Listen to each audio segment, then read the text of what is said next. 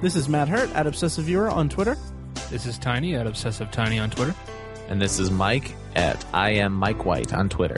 And this is the Obsessive Viewers 87th Academy Awards nominee showcase episode from ObsessiveViewer.com.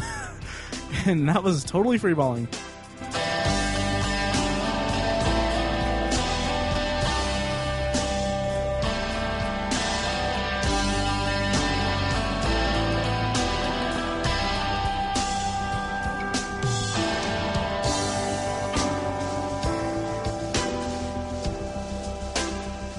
It was okay. It was good. Yeah, thanks. Yeah. Well, on my notes, I have a different number for the episode, and it's all out of whack. You're doing good. Doing good. God. I mean, it was no Oscar-worthy performance. Oh. Hey. Topical. Yeah. You, Mike. But I love this episode, by the way. I do too. I love it for the communal effort of it, because I really love interacting with other podcasts. And also, you know, just like with the Oscars are just kind of a farce in and of themselves, but I like to make it, I like the discussion about it and making it interesting, I guess. Right. Yeah, there are, and we've said this kind of in various ways over the episodes on this podcast. I think we said it last year. Just it's really, really difficult to take the Oscars completely seriously, but just the discourse that we engage in throughout is fun for us. We basically find ways to make it fun for ourselves. And I also believe that there is something to when a movie that you really liked wins an award, there's validation in that. Yeah. And that's what I get out of the whole thing. Very good. Very true. Very true.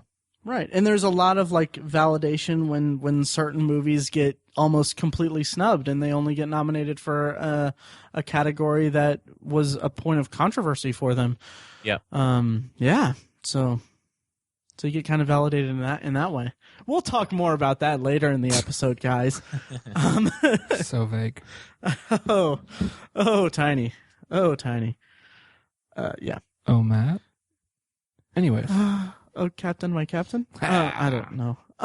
So anyway, for first-time listeners, this is the Obsessive Viewer. We're a weekly movie and TV podcast that covers a specific topic, be it genre, trope, movie, or show, every episode. You can find back episodes at OVPodcast.com and check us out on iTunes or Stitcher Radio or really anywhere else that podcasts are available to you. And we lost Mike, and I'm waiting for it. Oh, there he is. Okay. I'm back. So having said that, this is our Oscar nomination showcase episode where we invite friends from other podcasts to submit clips discussing certain categories, and then we'll take the ball on other categories. So basically, it's a non-traditional episode for us. And do you guys just want to get right into it, or do you want to talk a little bit more about the Oscars themselves, or how do you guys want to proceed? I think things we want to say will come naturally. I say we go for it. Right. Okay, cool. Well, Mike, you are taking point on the nomination rundown, right? Sure. Yeah. So the first category is Best Documentary Features. So what are the nominees for those? Right. The nominees for that are Best Documentary Feature. The nominees are Citizen 4, Finding Vivian Maier, Last Days in Vietnam, The Salt of the Earth, and Virunga. And I have to admit right away that I haven't seen any of these movies, so I'm just gonna listen. Okay, I haven't seen any either. Tiny, how about you? I've seen 4 out of 5. Really? Nice. No, I haven't seen any of them. I was gonna say, save the episode. But I saw some stuff about the last days in Vietnam, and it sounds really cool. What all do you know about it? It's about Vietnam. Okay. Is it about like the end? So the next category is yeah, it's about. I think it's about like the drawdown of trying to get people out of the embassy in Saigon. Interesting. Yeah, it looks pretty cool. Are you guys familiar with Citizen 4 at all? No. Negative. I don't know much of anything about it except that I think it's a kind of hard hitting documentary about Edward Snowden and the whole NSA kind of thing. Right. It's got a lot of buzz, but I mean, I think I proved in last year's Oscar nominations show that I don't know about documentaries in terms of Oscars. Yeah. So who knows? Yeah, neither do I. It's a category every year where I get a little embarrassed. Usually in my group of friends, not a whole lot of the people who watch the Oscars with me are on a podcast about movies and TVs. So, right. I'll say without trying to sound too full of myself, but I always feel a little sheepish and a little stupid when it comes to documentary because I honestly have no idea, and hopefully I'll in the forthcoming years I'll watch a few more documentaries, but I don't know. Well, right. and even in the modern age of video on demand and illegal downloads, all that stuff, it's really hard to find documentary features in the That's theater. true. It is. They're hard to see. It's just hard to get to them. You have to go to kind of like art house theaters that kind of run special promotions and stuff like that. Right, and even a lot of these won't be wide released until months from now. Yeah, and that's kind of the interesting thing is that like in our best of 2014 episode, Tiny, you talked about how you watched like 70 documentaries last year. Yeah. And none of them are nominated. Yeah. So that's I feel like that's kind of maybe Which goes to show that Tiny's not watching the right movies. Exactly. It's all my fault. Yeah. Right. Or that the kind of time frame for documentaries for consideration is a little bit separated from the main categories. Right. All right. So anyway, listeners, we won't bother you with any more best documentary stuff. Come back next year for our in-depth discussion of best documentary feature at the Oscars for 2015. So apologies to that, but we'll move on to something probably a little more interesting. The best visual effects category. And this is actually by the guys at Intermission podcast. So go ahead and listen to this. And for the visual effects category, your nominations are Captain America, The Winter Soldier, Dawn of the Planet of the Apes, Da-da. Guardians of the Galaxy, Interstellar, and X-Men Days of Future Past. Ooh. All quite good candidates, you could say. Yeah, so we've got Captain America. Yep. Which we all know and love. Yep. Mm-hmm. But is it the most visual? No. It's you're right. Not the most. No, it could have been a very radio good. play. Marvel, quality like they always do, but yes. And then we have Dawn of the Planet of the Apes. Mm-hmm. Which I think we can all agree is visually stunning. Yes. Yes. Corey, what are your thoughts? Good. I think the improvements that they make in the motion cap part of it, like what they do with that is very amazing. Yeah. And I know Guy made a statement earlier. I gotta pick it just because those monkeys look so freaking real. I mean, they're just like, you would think they're all real monkeys. I mean, it's that top notch. I mean, I don't see how it could get any better, but I know we've been saying that for years and it keeps on getting better, but Jesus. I mean, I thought it was really good. Did we talk about how they wanted to see if Andy Serkis could get an Oscar for his performance? They didn't know if it could qualify or not. Why couldn't it qualify? Because I guess it's CG. Yeah. Even though he does the motion capture for the performance, it's like overlayered with CG. Yeah, but I mean, it's him, right? Yeah. Yeah. I think he deserves it. I mean, he's done some great. So this kind of leads us into our next one, Guardians of the Galaxy. Could Vin Diesel get nominated for Groot? That's true. Good. Not that he should. Good question. I tell you what, Guardians is right there with Planet of the Apes. I mean, but Guy, this isn't about what movie you like. I'm this is about visual effects. Yeah, I don't think Guardians is quite that good visual effects wise. Special effects wise, yeah. I don't even think it belongs in this category. It's not. That's going a little crazy. It's definitely talk. not top notch CG. I don't think. Really, Josh, what say you? But didn't you see the part where they were all purpley and stuff? Moving on. What? Come on, Josh. You're not going to give this one your vote, are you? Dude, Rocket Raccoon looked phenomenal. I mean, I thought it was better than what you guys are saying. Did he look like a real raccoon? Yeah. Yeah, he did. We met Groot at Comic-Con. It's true. And yeah. That wasn't even CG. That's true. Yeah. I mean, I give Planet Apes a little bit of nod over Guardians, but Guardians is right there. I mean, to say it's not, I think I hate to quote Guy King, but it. those monkeys looked real. Yeah, they did. I think Planet of the Apes definitely has an edge over Guardians. Yeah. Okay, and then we have Interstellar. This is where I'm torn. I'm torn between Planet of the Apes and Interstellar. because Interstellar was visually stunning. Yes. It was. Yeah. Interstellar gets my vote. I would probably have to go with Interstellar as well. Is that the last movie on the list? No. Oh, X-Men okay. Days of Future Past, Ooh. Ooh, that which was I just Nah. watched last night. Oh, you Mhm. finally watched it. Yeah. Nice. But again, I mean, it was good, but look at Dawn of the Planet of the Apes Yeah. and Interstellar. Yeah. They're just so many steps ahead of everything else on this list. Yeah. They were beginning to end. I mean, effects, essentially. So, I mean, just the things that they did in both of those, to me, just blew the rest of them out of the water. I think Guardians and X-Men, I think they were great, but they were great in kind of a different way. Mhm. To me, they were more cartoony to where Dawn of the Planet of the Apes and Interstellar were more of a real effects. I see your point there. Yeah. And to me, that realism is what pulls them ahead for me. Yeah. For To me, win an Oscar for visual effects, it has to be the gotta most be- impressive. it's got to be better than Guardians of the Galaxy. Yeah. I mean, I've seen cartoons that were pretty impressive, but do they belong on this list? No. Yeah. So for me, Dawn of the Planet of the Apes. That's probably my pick. Yeah. I think I'd still probably have to go with Interstellar. Yeah, I'm with Interstellar. Really? All right, so it's a tie. Both of them are Interstellar getting an wins. Oscar. Yeah. For the first time ever. I mean, Interstellar, yeah, it's really good, but there's not a whole lot. I mean, in the What do you beginning, mean there's not a whole well, lot? in the ending there is, but like the first part of the movie, there's really none. So, like, yeah, it's really good when it's there, but No, it started right at the beginning. Yeah. Guy. Yeah. Yeah, Guy. Yeah. You must have watched a different movie. no, I was there right there with you Did guys. you watch Apollo 13? I love that movie. I would say even like the wasn't there a dust storm in that movie? Exactly. Yeah, that was Right from the get-go. Yeah. Ooh, a dust storm. That's not hard to do.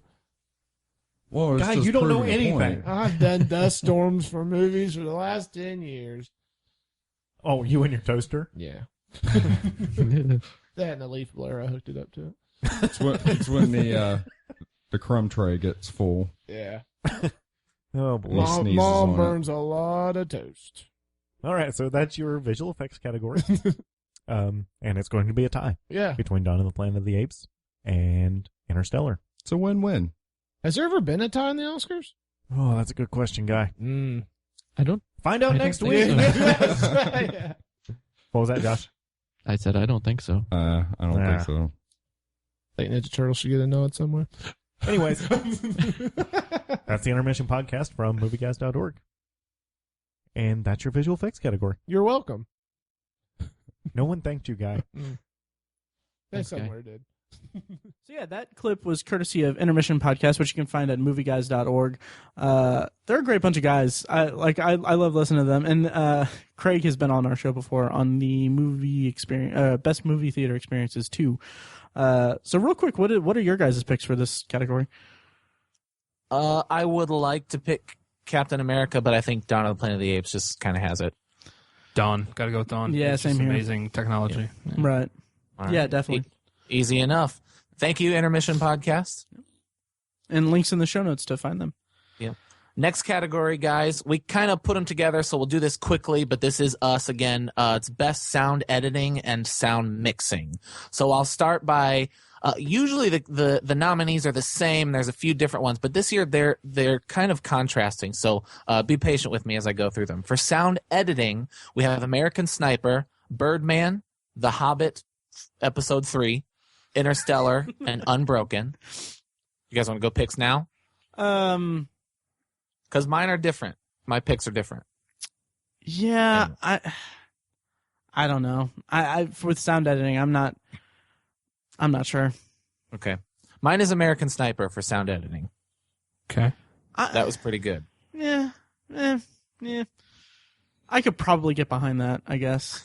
It's tough because none of us liked the movie. I all know. that much. That's Yeah. like the one category that I would give it is sound Yeah. editing. Me too. So sound mixing is American Sniper, Birdman, Interstellar, Unbroken, and Whiplash. Can I just say one thing real quick? Sure. What the is Interstellar doing in this category? Like, seriously, the people were complaining about, like, I saw it twice in theaters. There's a scene at a key moment in the movie, in the big climax in the movie. I have no idea what Matthew McConaughey said. Yeah. Like, no clue. I don't know the line of dialogue. But, Maddie, it really doesn't matter because it won't win. It won't. What are you? I'll just say picks? My pick is Whiplash, because what I loved so much about this movie, and I might talk about it later, I might not, is that the movie about a jazz drummer was really just a jazz riff for an hour and a half, right? And the editing in that movie was so tight that I wish it were nominated for sound editing. So the sound mix was okay. I'll give it my vote. Whiplash sound mixing. However, I think Birdman will win for the drum score throughout the movie. Yeah, I'm the same. I think it is to kind of spoil our head. That's the next category, so let's not spoil it. But I would go with Whiplash just because it's so well done the way that they mix the sound in the movie. I mean, I don't know how else to say it except that it was like I'm really eager Matt, to our see. resident audiophile. The person who edits the podcast. Yeah. The mixing was good. Because I feel like that I would love to see a special feature on the Blu-ray or DVD when it comes out that goes into detail about how they filmed and mixed the sound of some of these key music sequences. Yeah. Because it's God, I love that movie so much. Tiny, your pick. Having not seen Whiplash, I got to throw it to Birdman, which I just watched hours ago. Nice. I agree with Interstellar, though. As much as I love that movie, it does not belong in this category. Just in my opinion, sound mixing is about balance. Balancing things, and they fumbled that in that movie. So Yeah. I don't get the nomination either. And I'll say, like, in my review of Interstellar, I even said that, like, I could feel like the score and the sound in my bones in the 70mm IMAX, but it also drowned out a lot of the dialogue for me, or like a few key sequences. But anyway, I've talked about Interstellar enough. Birdman is a close second for my pick in this category. Cool. Sounds good. Moving on, we're going to stick with us. Hopefully you guys aren't tired of hearing from just exclusively us. But more music, Matt's favorite. This is Best Original Song, and there's also Score, but we're just going to talk about the song here. The nominees are Everything is Awesome from the Lego Movie, Glory from Selma, Grateful from Beyond the Lights, I'm Not Gonna Miss You from Glenn Campbell, I'll Be Me, and Lost Stars from Begin Again. What do you think, Matt? This is another troublesome category here. Yeah, the only one I'm familiar with is Everything is Awesome. How about you, Mike, our resident musician? I'm not familiar with most of these, but I think Everything is Awesome is really getting the buzz. And the joke of that song is supposed to be it's like a super catchy earworm that you get tired of, but I don't think people are tired of it, and it is a super catchy earworm. So Yeah. I think it's pretty effective. Also, that said, this'll come up later, but it got snubbed. The Lego Movie got snubbed, so I think you should give it Best Song just for that. Yeah. Right. Agreed. Yeah, absolutely. And I'll go ahead and throw my hat in for that. I mean, the movie itself, I don't think I loved it. I don't hold it to quite as high acclaim as everyone else does. I really, really, really enjoyed it, but I don't think it's like the second coming of animated movies or anything like that. But I feel like the song itself it's like you said, it's a really catchy earworm and everything, and it also kind of colors the world a little bit. It's kind of because the movie has this very, very kind of brainwashy, dystopic kind of tone, and that movie just kind of captures like a couple different levels to that really well. So I'll go with that. It's like a distracting pop trash song. Yeah. Yeah, definitely. Which is perfect for the movie. Definitely. So All what right, about so across Score? the board, Lego Movie. Yep. So how All right. about Score? Bring us into Score. Score is this is just music, best music. Original score, the nominees are The Grand Budapest Hotel. By the way, I won't name the names, the composers, because Right. I think Hans Zimmer is about as popular as they come, and he's not even really a household name. So, Right. Whatever. The Grand Budapest Hotel, The Imitation Game, Interstellar, and that's Hans Zimmer, Mr. Turner, and The Theory of Everything. Do you want me to take the lead on this one, guys? Sure. The one category that I would feel comfortable throwing at Interstellar, the score, and I think Mike, you disagreed with, opinions and all that, but I feel like you didn't like the score quite as much as I did. And something about it, I love it. I mean, that's the one piece of the movie that I can say that I actually love. And I mean, yeah, you raised the point that it's a bit derivative and it's just very like kind of generic space music kind of stuff. But I don't know, that's kind of playing into my wheelhouse. So I enjoyed it quite a bit. So how about you guys? I'm picking Interstellar as well with Hans Zimmer. Dude, Interstellar sucked. Alexandre Desplat, or however you say, Alexandre. He's double nominated for Grand Budapest Hotel and The Imitation Game. The music just didn't stand out in those movies to me, especially Grand Budapest Hotel. But I think it's because the visuals and everything were so amazing in that movie. Yeah. So yeah, I mean, Hans Zimmer, got to give it to him. That's and we're gonna go 3 for 3 here. Hans Zimmer, definitely the best work out of all this. Upon second watch of the Grand Budapest Hotel, I noticed some of the music, and it was really fun. But I guess I shouldn't say this. I'm sure a composer would die if he heard me say it. But in a Wes Anderson movie, it's really not about the music. So. Very true. Yeah, Interstellar. absolutely. Nice. For sure. Hans Zimmer. Sweet. Yeah. Moving on to best makeup and hairstyling, and this is not us. We're going to pass it off to Poor Man's Process. So listen to them. Hey there, it's your friends from Poor Man's Process again, coming to you with the Academy Award nominations for makeup and hair. Jared? All right. This year's nominees for the 2015 makeup and hairstyling for Foxcatcher, Bill Corso and Dennis Lydiard. For the Grand Budapest Hotel, Francis Hannon and Mark Coulier. And for Guardians of the Galaxy, David White and Elizabeth Yanni Giorgio. All right, so Max and Paul, our resident professional makeup artists, what do you got for me? I have some words. Well, I'm sure all the people listening out there right now want to know the opinion of a professional film makeup artist on this category, the one you are most qualified to talk about in the Academy Awards. Oh, good. Well, thanks for listening. I think there are, I think the two standouts here are Guardians. I think the other one is Foxcatcher.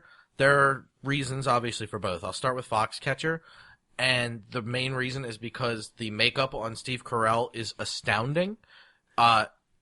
Old age kind of thing, or realistic human face, if that's the makeup you're going for, is by far the hardest to achieve. It's something that Dick Smith really drove home as far as, like, this is the hardest thing. If you're a makeup artist, you should be phenomenal at making someone look like someone else. Because we see people every day, so if they don't look, human, or they're off in some inhuman way, you're immediately going to pick it up, and anybody can do that. Where an alien, we've never seen an alien before, so we don't know if they're just going to be pink people like in Guardians of the Galaxy. Or like Drax. Like, we don't know what he's meant to look like. We've seen him in comic books, but even then, we've never seen him in 3D. Precisely. So, that's my thoughts on Foxcatcher, while Guardians just gives it all around because of just the sheer volume of the makeup that was done, and, like, the outrageous color choices that Gunn had put on the alien life forms in that movie. The fact somebody had to be like, I want this guy to be bright pink, and I want the bad guy to be bright blue. And that flew. And they actually pulled it off. The makeup on Lee Pace looks, oh my god, it's awesome. So he looks so scary, and he's Smurf colored. Oh, it's got dripping black and stuff. Yeah. The black, so the first time I saw it, because I've seen it twice now, the first time I saw it, the black looked like cheaply done, but then I realized after the fact that it's supposed to be that way because it looks like he did it himself with his hand. Right, yeah. They're and putting so on the ritualistic stuff. they succeeded in making me look like, or making me think it looked like it was done by hand. Right. They Absolutely. did something in a crazy long drawn out process, and it looked like it was done by hand. Yeah, it's awesome. It was. Paul, what do you think? Your opinions on the category? They are good makeups. They were done well. They were. Well, except for Grand Budapest, I have no idea. I'm not going to watch that garbage. Just so you out there who are bulking, Paul is not a Wes Anderson fan. Most of us here at Superliminal Films, home of the Poor Man's Process podcast, are not big Wes Anderson fans. We like, I know Max and I have our Wes Anderson films that we like, but as a general rule, we tend to steer away from Wes Anderson films. Yeah, there are some I enjoy, some It's I an do not. acquired taste, Plus, definitely. I gotta say, this nomination feels to me more like about the hair and just like about, they all looked like made up people than Yes. anything else. Yeah, absolutely. I mean, it's very clean, very stylized. I mean, Wes Anderson, if nothing else, visually knows exactly what he wants, and it makes him such a strong director. And, you know, I didn't see Grand Budapest, but I watched a lot of trailers and everything else, because I want to give him a fair shake every time.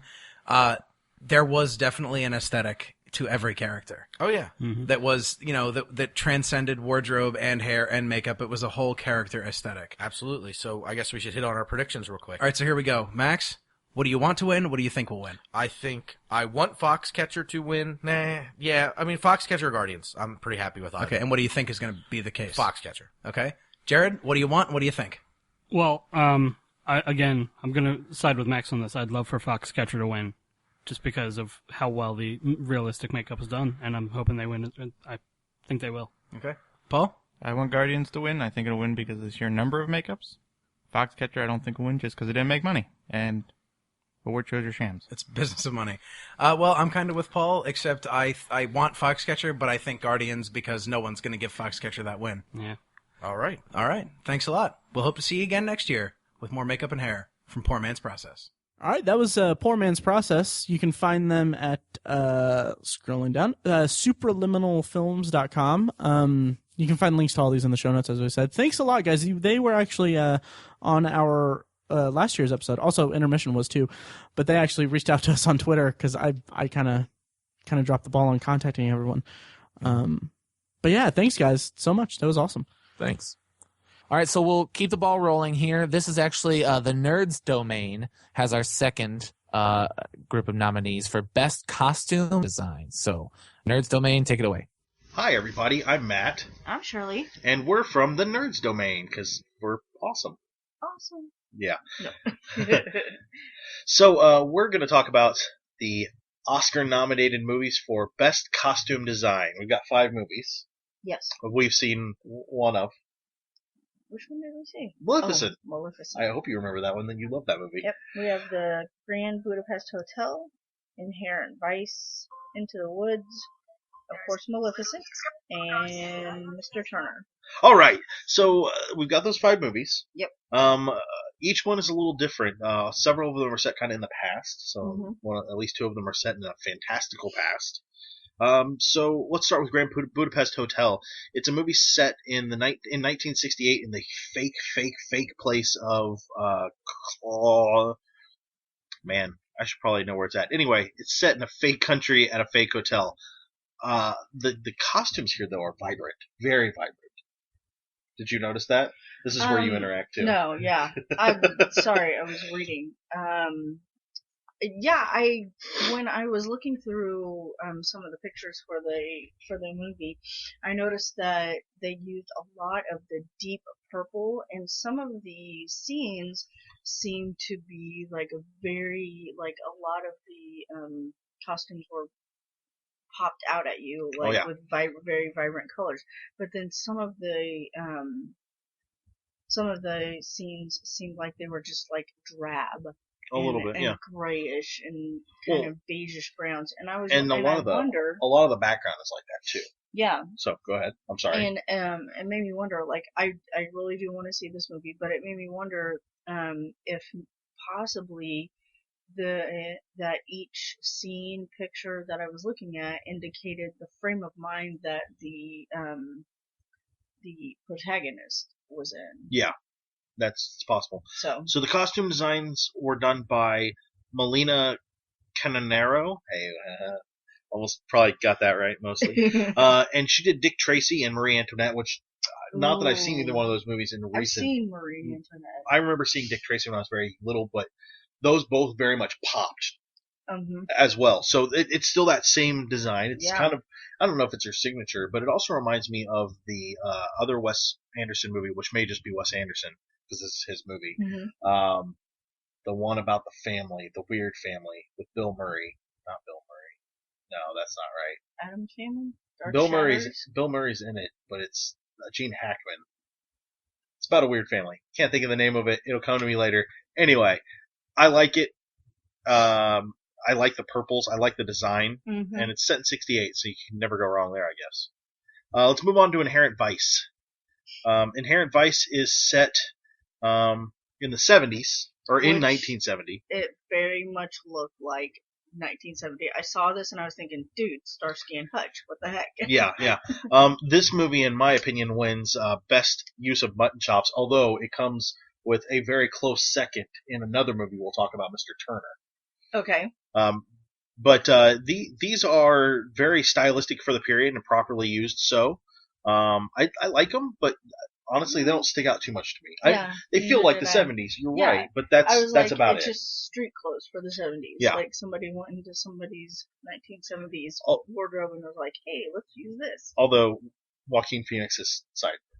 Okay, yeah. Like when those. I saw those are huge. him, I was like, "What is that, Joaquin Phoenix?" I thought, is Scott in this movie? We'll move on to Into the Woods. Into the Woods is set in a fairy tale realm. It kind of wraps together several fairy tales, including Cinderella, Red Riding Hood, and Rapunzel.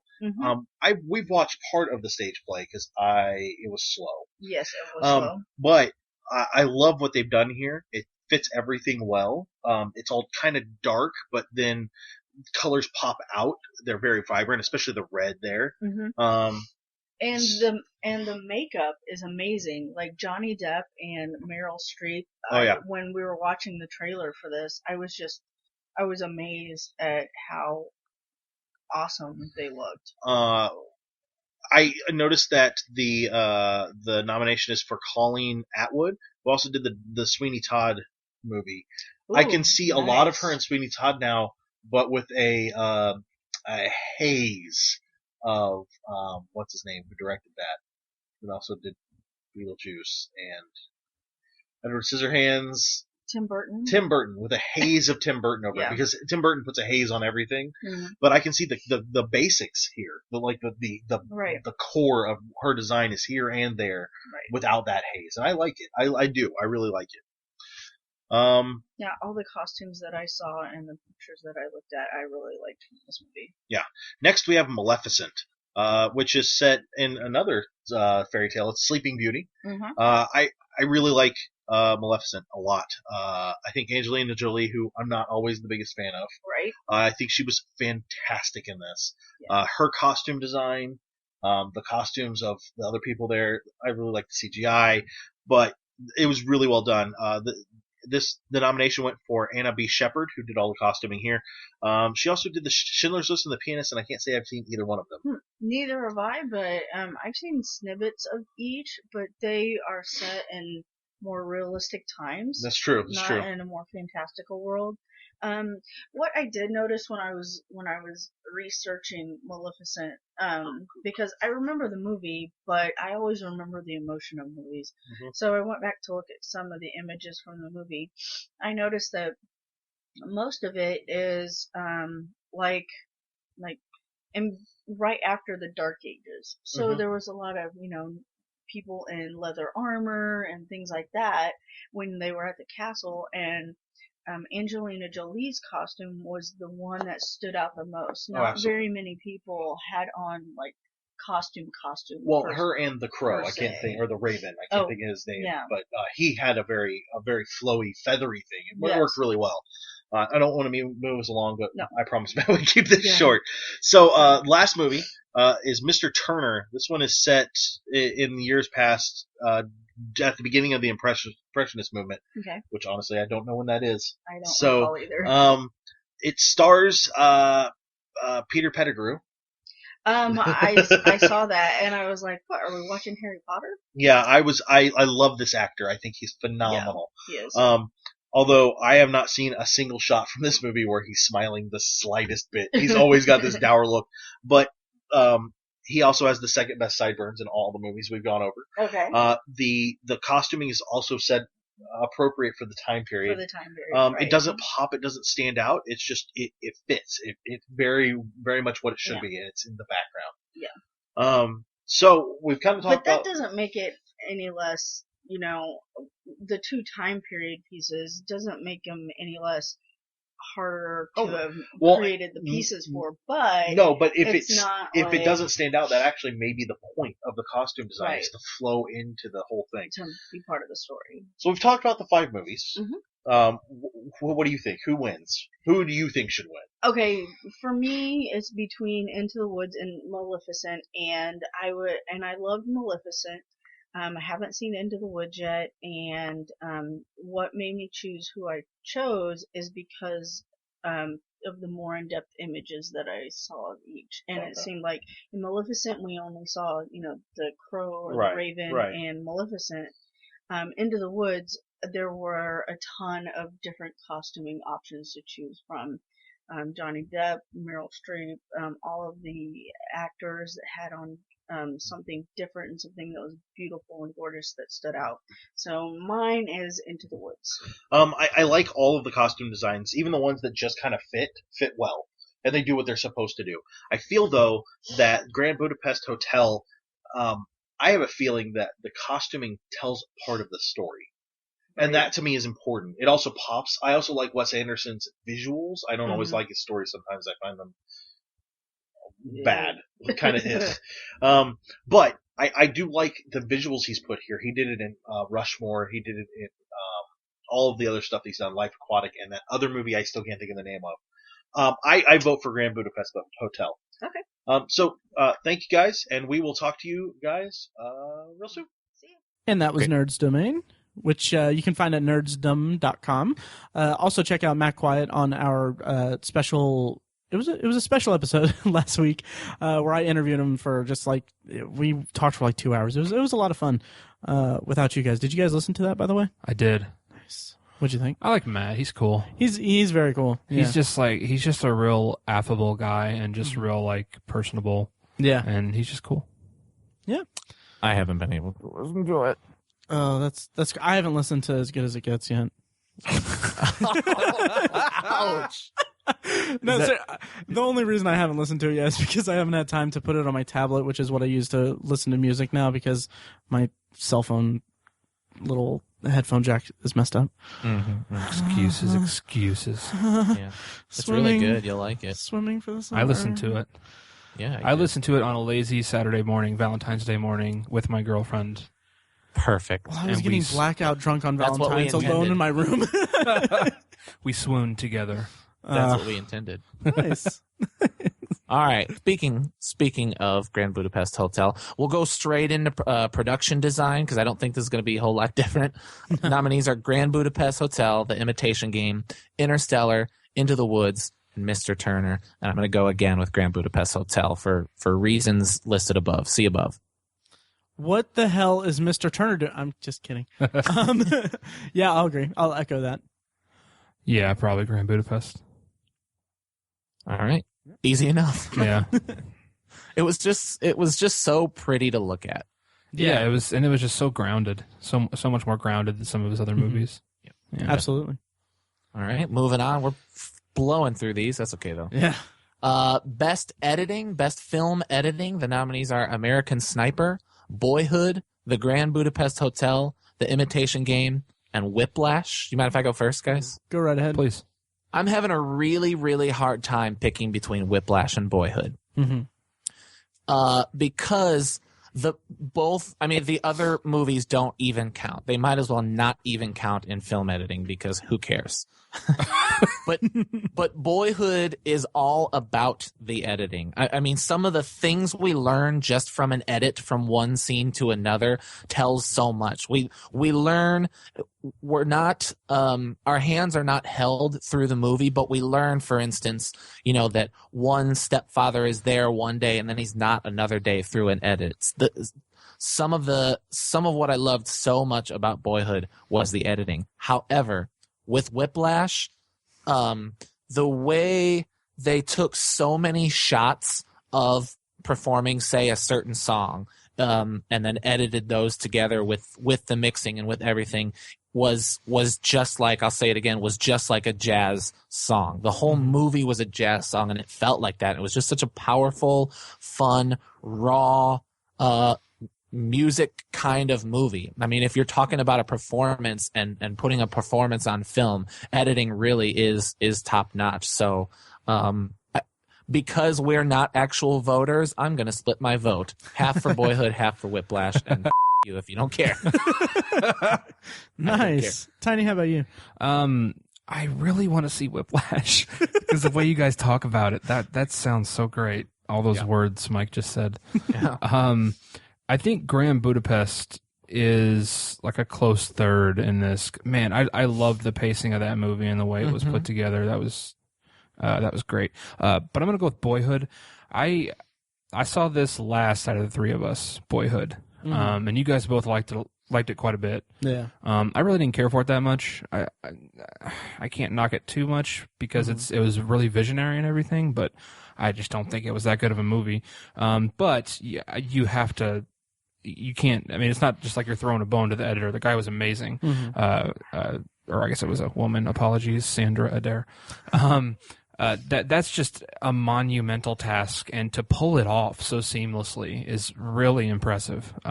Essentially, just compiling a bunch of anecdotal scenes into a pretty fluid movie. Really, that was impressive. So I'm gonna go with Boyhood out of a lack of not seeing Whiplash. And from what I understand, I think he edited the footage after each filming session. Yeah. Oh, really? Yeah. Wow. Which is just cool. It shows he had a vision. Dedication. It's And I'll go ahead and I'll just pretty much echo everything you guys have said.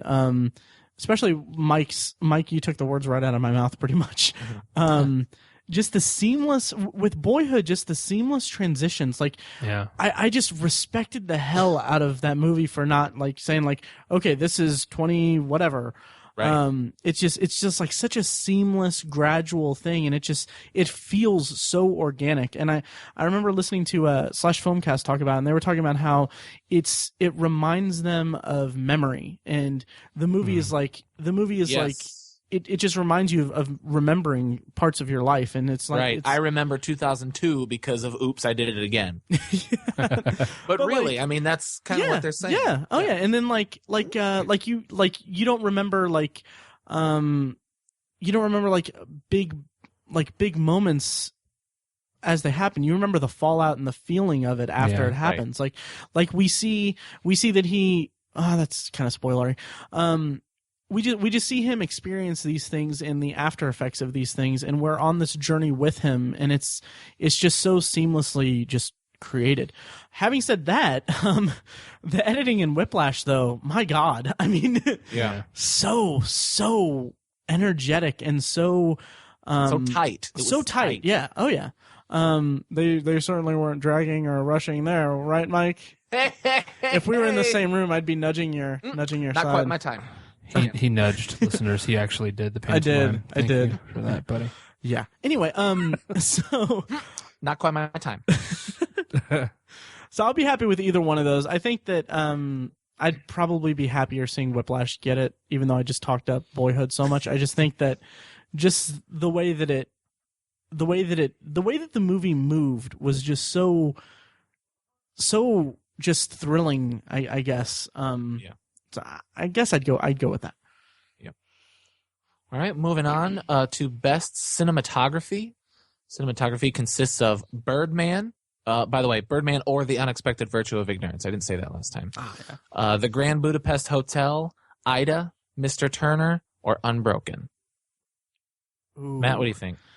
Well, I wish I would have seen Ida because I heard really good things about it.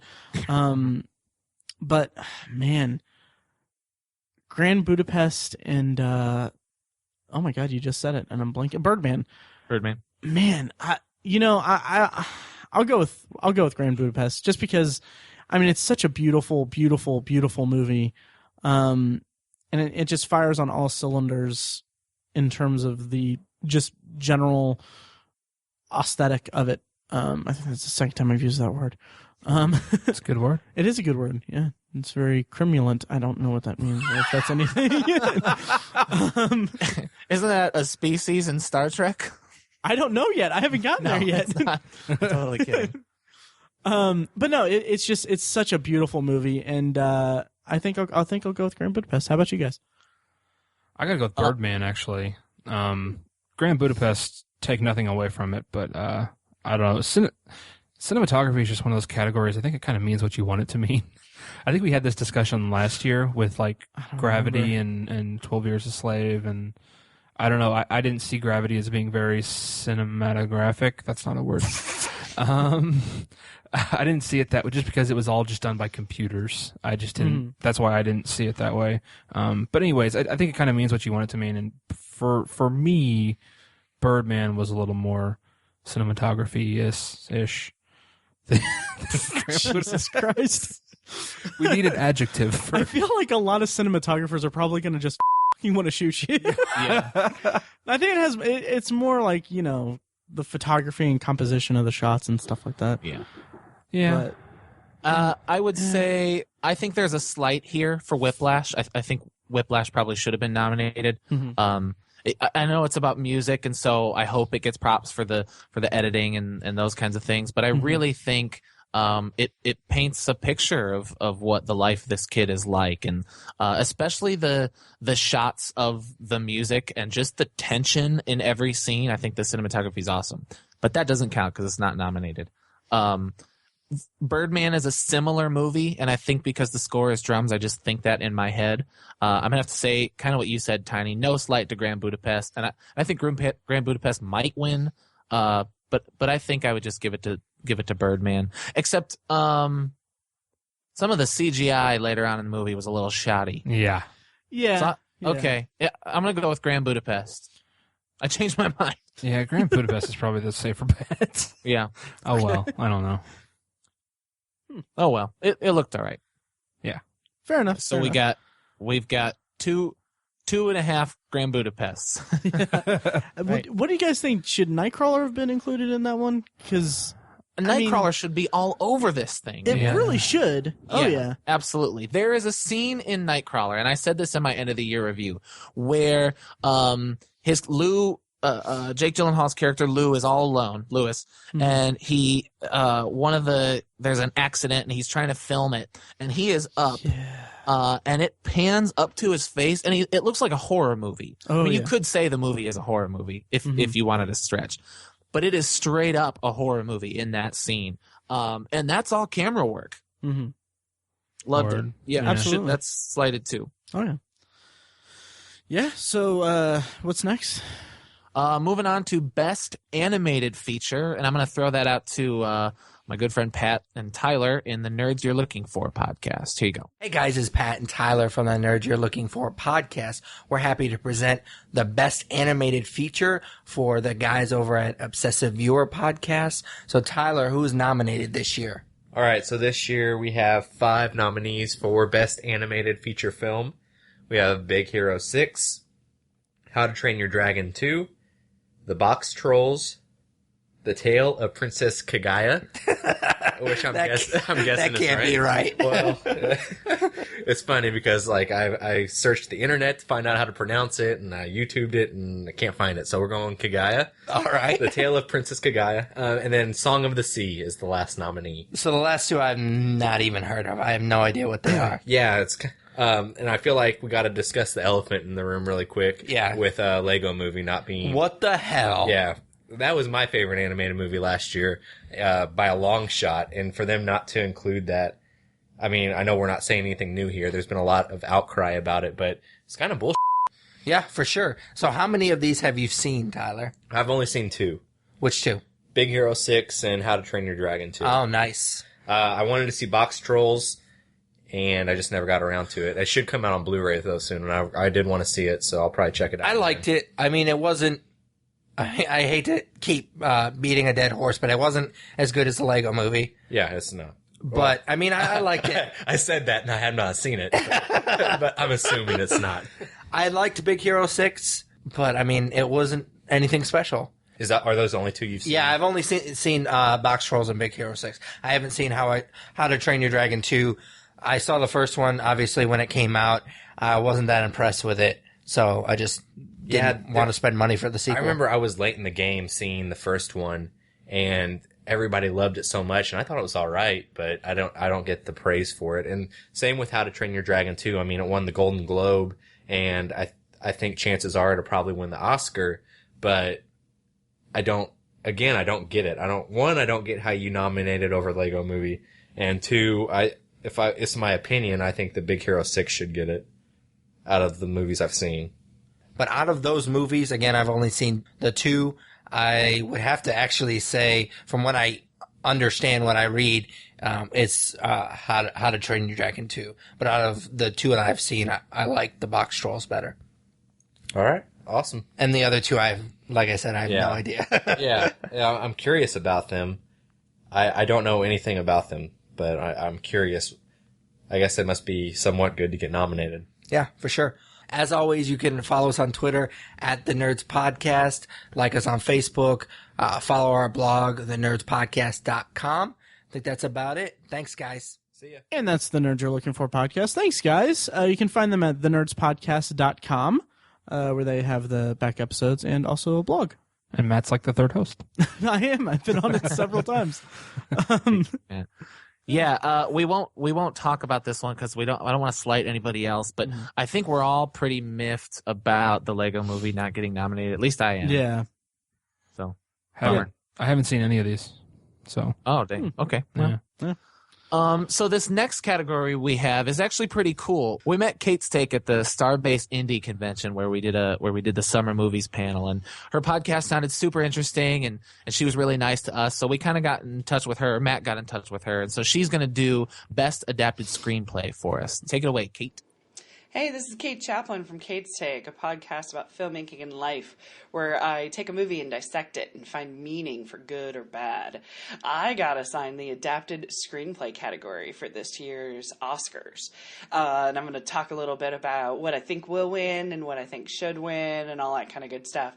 So the nominees for Adapted Screenplay are American Sniper, written by Jason Hall, The Imitation Game, written by Graham Moore, Inherent Vice, written for the screen by Paul Thomas Anderson, The Theory of Everything by Anthony McCartan, and Whiplash by Damien Chazelle. And if I said any of those names wrong, I deeply apologize. So one thing with the adapted screenplays, which is one thing that I look at, a lot of times it's either the runner-up for Best Picture, a film that was really, really good and was very close to winning Best Picture. A lot of times it will get one of the screenplay awards. The other thing that tends to happen with screenplays is a movie that would never win Best Picture tends to get a screenplay because it is something new and something inventive.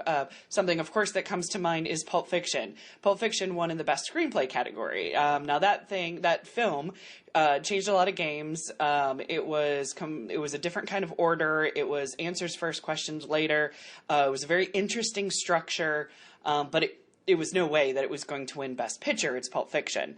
So that's one way to look at the screenplay categories. So looking at that, I feel that Boyhood will probably get the Best Picture nomination.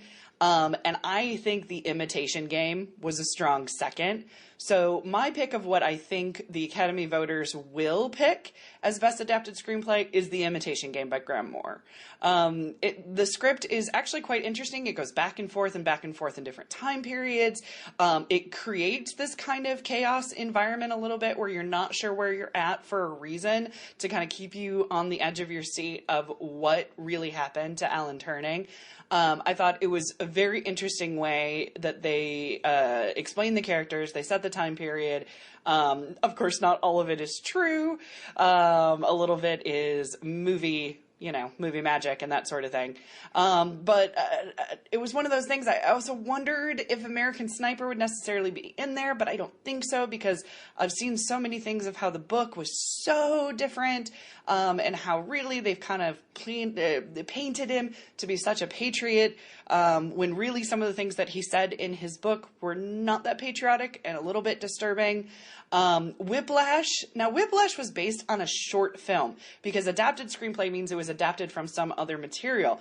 Whiplash is based on a short film. This is quite interesting. Now, if it does win, that could be a game changer.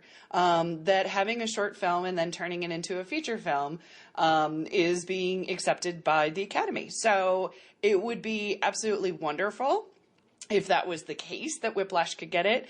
But I think the nomination is probably as close as it could get. So my pick for what should win and what I really would like to win is The Imitation Game by Manwhore. I wish there was some chicas represented in this category. That's always the case, being a female screenwriter myself. I do always love to see some chicas writing some amazing screenplays. I don't know if these were the best screenplays that really we did this year in the adapted category, but of those 5 picks, they are very strong picks. I go with The Imitation Game. So back to you guys at the Obsessive Viewer podcast. I love you. Mwah.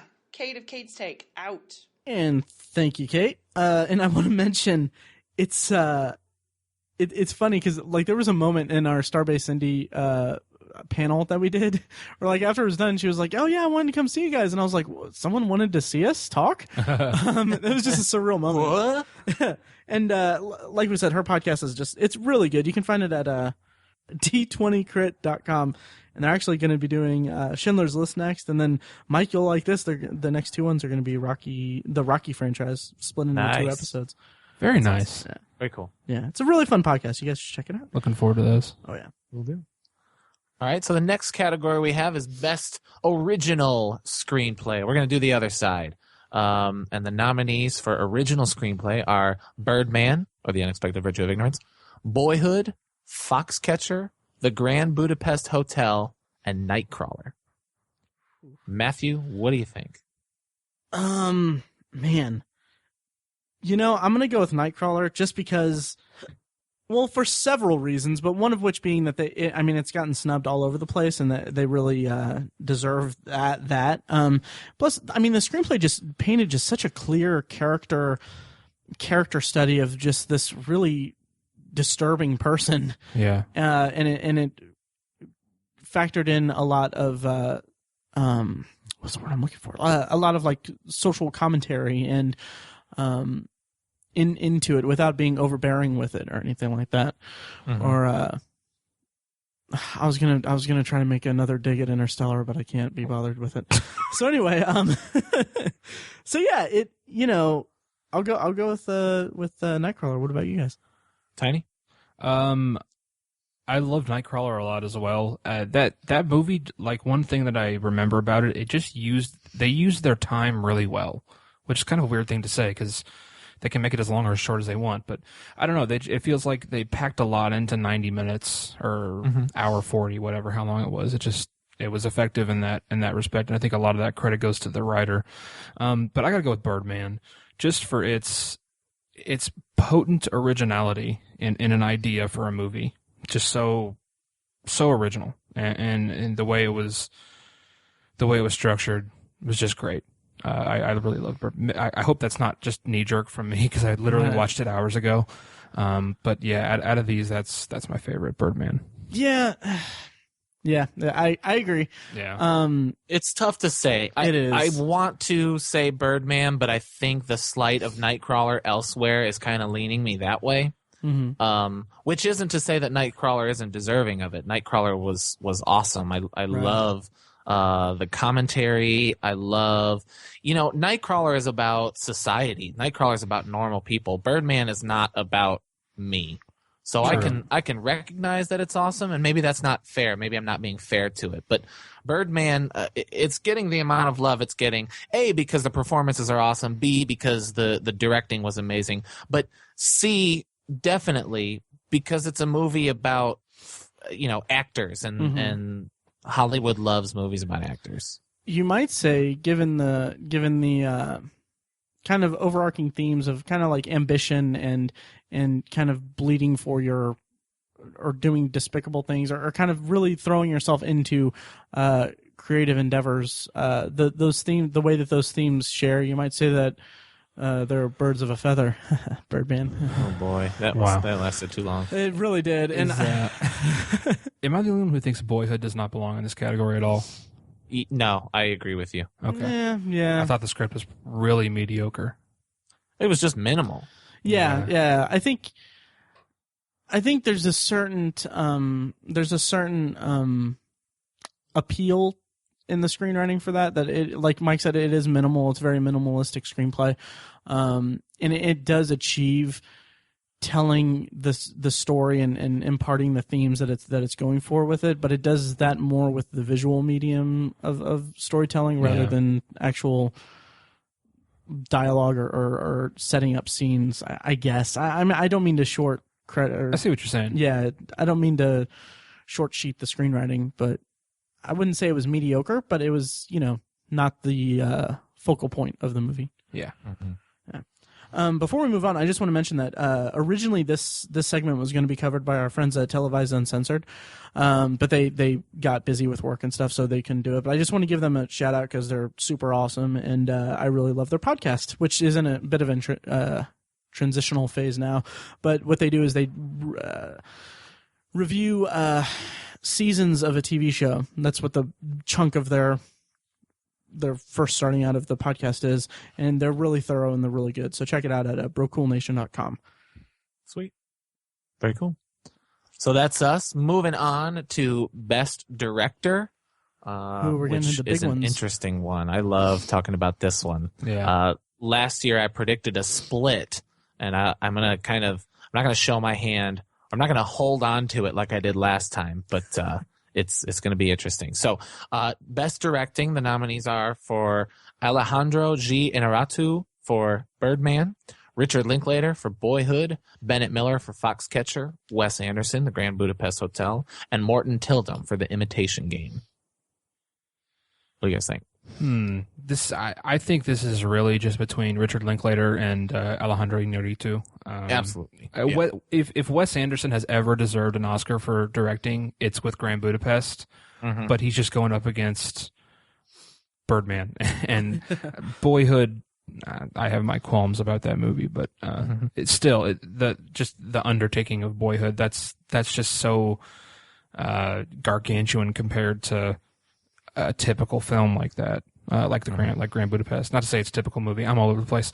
I have to go with Alejandro Inarritu. That just blew me away what he did with that movie. I mean, talk about both of the like I said, I think it's between Boyhood and Birdman. Both incredibly visionary movies, which I think is one of the highest credits you can give a director when they truly conceptualize a vision successfully and uniquely. That's such a hard thing to do. I hope it's not. Well, I know it's not knee jerk. I'm giving it to Inarritu because he's incredible. I don't know. Boyhood. I think this is a credit that it deserves, is being nominated for directing. Richard Linklater to maintain a project over 12 years just to do that. That's obviously unprecedented. But so I can't imagine doing it. Not to make a movie over 12 years. That's just incredible. I wouldn't be too disappointed if he won it though, Richard Linklater. But Inarritu was incredible. Loved it. Do you mind if I go next? Sure. I don't want to say it because you guys pronounce his name so awesome that I can't do it, but all the way Alejandro Inarritu. Inarritu. My God, the direction in Birdman. I know. I mean, okay, yes, it is all shot to look like it's all one continuous take, but just the energy that the entire movie sustains throughout that entire endeavor is so vibrant off the screen, and just showing that it's all backstage of this production, of the stage production. There's like that just adds to the pacing and just the energy. And when you add to the fact that this is another movie that I would be very interested to see some behind the scenes footage and special features about the making of it, because not only did they film it like that, ordinarily when you film a movie like that, you have like pieces that you break down, like sets you break down, and just do it rapid fire. Right. But they filmed it in an actual theater in New York City. Yeah. And just knowing that, how they can go through like all the rooms and all like the fluidity of it is just all the more impressive. And just the again, the aesthetic of it. Yeah. It's such a beautiful, beautiful movie that was so expertly directed. Yeah, I gotta hand it to Alejandro Inarritu. Inarritu. And I'm just gonna say Bennett Miller for Foxcatcher. I haven't seen the movie. I can just pronounce his name. Nice. Really, no. That is the one. That is the last one I would give it to in this category. Though. Really? Oh, really? I still didn't even Foxcatcher, get a yeah. chance to see Foxcatcher. Yeah. I was so disappointed by it. Oh, that sucks. Yeah. Mark Ruffalo is awesome in it. Mhm. He is awesome. But anyway, hey guys, 3 for 3, Birdman for sure. I really want to give it to Boyhood. This is something everybody says. In any other year, I would give it to Boyhood. I love what it does over 12 years. I think that the movie itself it speaks universally, at least to me. But just the high wire act that was Birdman, and Matt, I think you said just the level of intensity that it maintains throughout is unmatched by really very few movies that I can think of. I think Birdman was an achievement in film history. So it's definitely Inarritu. Yeah. And I want to say that I kind of wish that oh my God, Whiplash was up for this one. Because man, the directing in that was great. Yeah. Yeah, and also I wanted to make another dig at Interstellar, but I can't.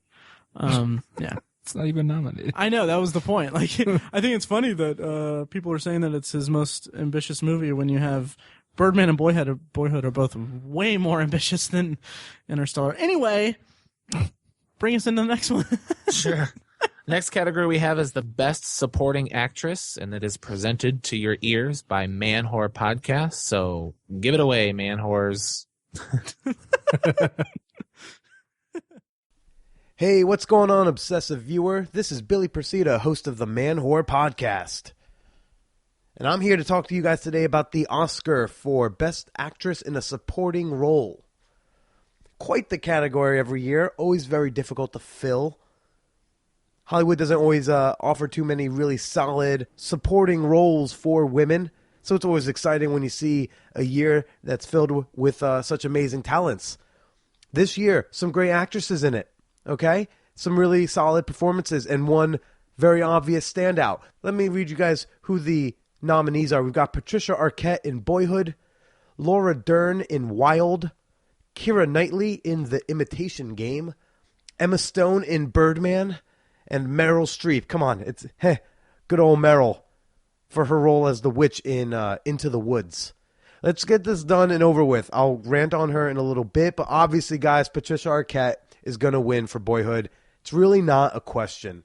It's not even up for debate. I'll tell you why in a bit. But let me go through and talk a little bit about these other performances by some really solid women in some really good movies. I've seen all of them. Laura Dern, Wild. She plays Reese Witherspoon's mom, who gets cancer and likes her horse. Really into that horse. Laura Dern's always been a solid actress. It's kind of cool getting to see her nominated. Last year, her father, Bruce Dern, was nominated for Nebraska. So I guess it's kind of like daughter like father. Like father, like daughter. I don't know how the phrase goes. I'm just going to say those words in some order. You know what the I mean. Okay, Laura Dern, really good and Wild. Can't say the same about the movie as a whole. Keira Knightley, The Imitation Game. Who didn't cry during The Imitation Game? Man, Keira was great in it. Keira plays a code breaker, part of Alan Turing's team. Because she stumbles on into a room of men and be like, oh, excuse me, I'm here for a top secret job. I solved a crossword puzzle.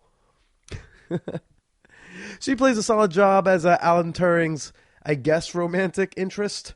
Keira, we've seen her play Domino. We've seen her play all sorts of things. She's really solid in the movie, in what was a really, really good movie. You know, in any other year, she could have maybe been more of a contender for the Oscar. Emma Stone, Birdman. She has like 1.5 scenes in Birdman that are just real. Those are like her scenes. Birdman, I gotta say, kind of a boys club flick. Loved the movie. Not the most like female actress friendly film, but Emma Stone as Michael Keaton's daughter, you know, does a really solid job. She's got a really cool scene upstairs, up on the balcony with Edward Norton I like. But then there's one scene that's like her scene, and it's kind of where she draws a line down with her father and says, "Yo, you done f***ed up as a pops." Really, really brings out some emotion in an otherwise offbeat dark comedy. Meryl Streep. What can't you say about Meryl Streep? Really, she plays a f***ing witch in Into the Woods. Meryl Streep's the type where, you know, they're giving her nominations every year because, you know what, you gotta. She's f***ing amazing. She can play anything. She's gonna do just a swimmingly good job as she does in Into the Woods. She does great at looking creepy, does great at looking beautiful, because when the curse comes off, she's looking like a gilf. Oh, man. Meryl Streep, any day. I'm talking less about the role and more about that beautiful old woman who I would eagerly take to bed really any time. Meryl Streep, great in Into the Woods. Not an Oscar-winning role, but certainly worth notation. Then there's Patricia Arquette in Boyhood. In Richard Linklater's epic film, you know, Patricia Arquette plays the mom, and again, movie shot over 12 years. So, you know, she's doing like a week or a few days of filming every year, so we see her age physically without too much makeup. You know, here's a movie that's very emotional. It's something we really can all relate to, which is growing up. Whoever you are, you have at some point in your life grown up. You've actually probably done it right now while listening to this podcast. That's how time works. Unless you ask other way smarter people, they'll explain it in a whole different way. But that's a different movie that didn't get nominated really for anything significant. Now, Patricia, you know, I mean, that woman pulled these emotions that are so universal. She deals with an abusive husband. She deals with a husband who, like, they divorce early on, and so now she's the single mom to 2 kids. With, you know, I think her character begins the movie with really no significant amount of education. She puts herself back in the school so she can better, you know, their situation. She moves around, and you really feel it. So it's not. I'm not feeling for the characters just because of the things that are happening, but because of just the way Patricia acted these scenes. Really drew that out of me. That woman made me cry in like the best possible way. In a way that really none of these other actresses in this category did. And let me tell you something. I cried at almost every single one of these Oscar movies this year. And only in Boyhood did Patricia and her character and what she did with it, only in there did it really turn me into a weeping willow. Just, it almost made me start to go like, you know, this boy, what's going on with this character? You know what I mean? Movie's called Boyhood. I'm like, nah, I'm interested in Mom. You know, I gotta say, I didn't really know Patricia Arquette's name before I saw Boyhood back in September. Phenomenal job. I left that theater. I stopped and I waited for the credits because I wanted to see who that woman was. Because as I left that movie, I was like, "That's the Oscar winner right there. I don't care who else gets nominated. That was the first of all these movies I saw, and it was the first one where I went, "No, Patricia, that's her. She gets the Oscar." Stellar job by that woman, and I really hope to see other great things from her in the future films. So that's my take on the Best Actress in a Supporting Role Oscar category. I've been Billy Persida from the Manwhore Podcast, a sex-positive quest for love, a podcast where every week I chat with women I've hooked up with about sex, dating, and sexuality. You can find me on iTunes, Stitcher, SoundCloud, anywhere you like to listen to podcasts, and you can find me over on Twitter at TheBillyPersida. That's PROCIDA. Enjoy the rest of the categories. Go Birdman! Yeah, and that was the Manwhore podcast, a sex-positive quest for love. Thanks so much for submitting your clip to us, Billy. If you guys want to know, that podcast is really interesting.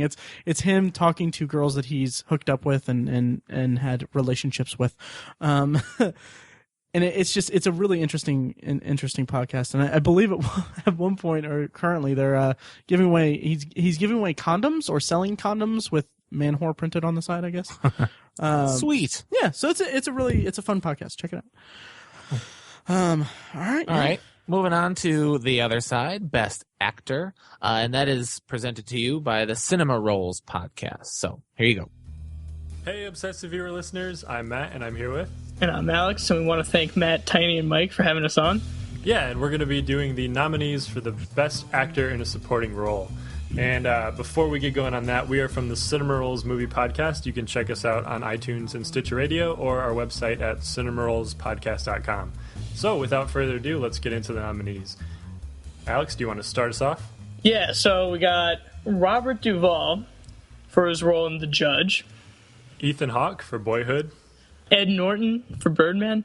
Or The Unexpected Virtue of Ignorance. Yeah, that's They kept doing that at the Oscar at the announcement. Parentheses, I guess. Yeah. Then we have Mark Ruffalo for Foxcatcher. And finally, rounding it out, we have J.K. Simmons for Whiplash.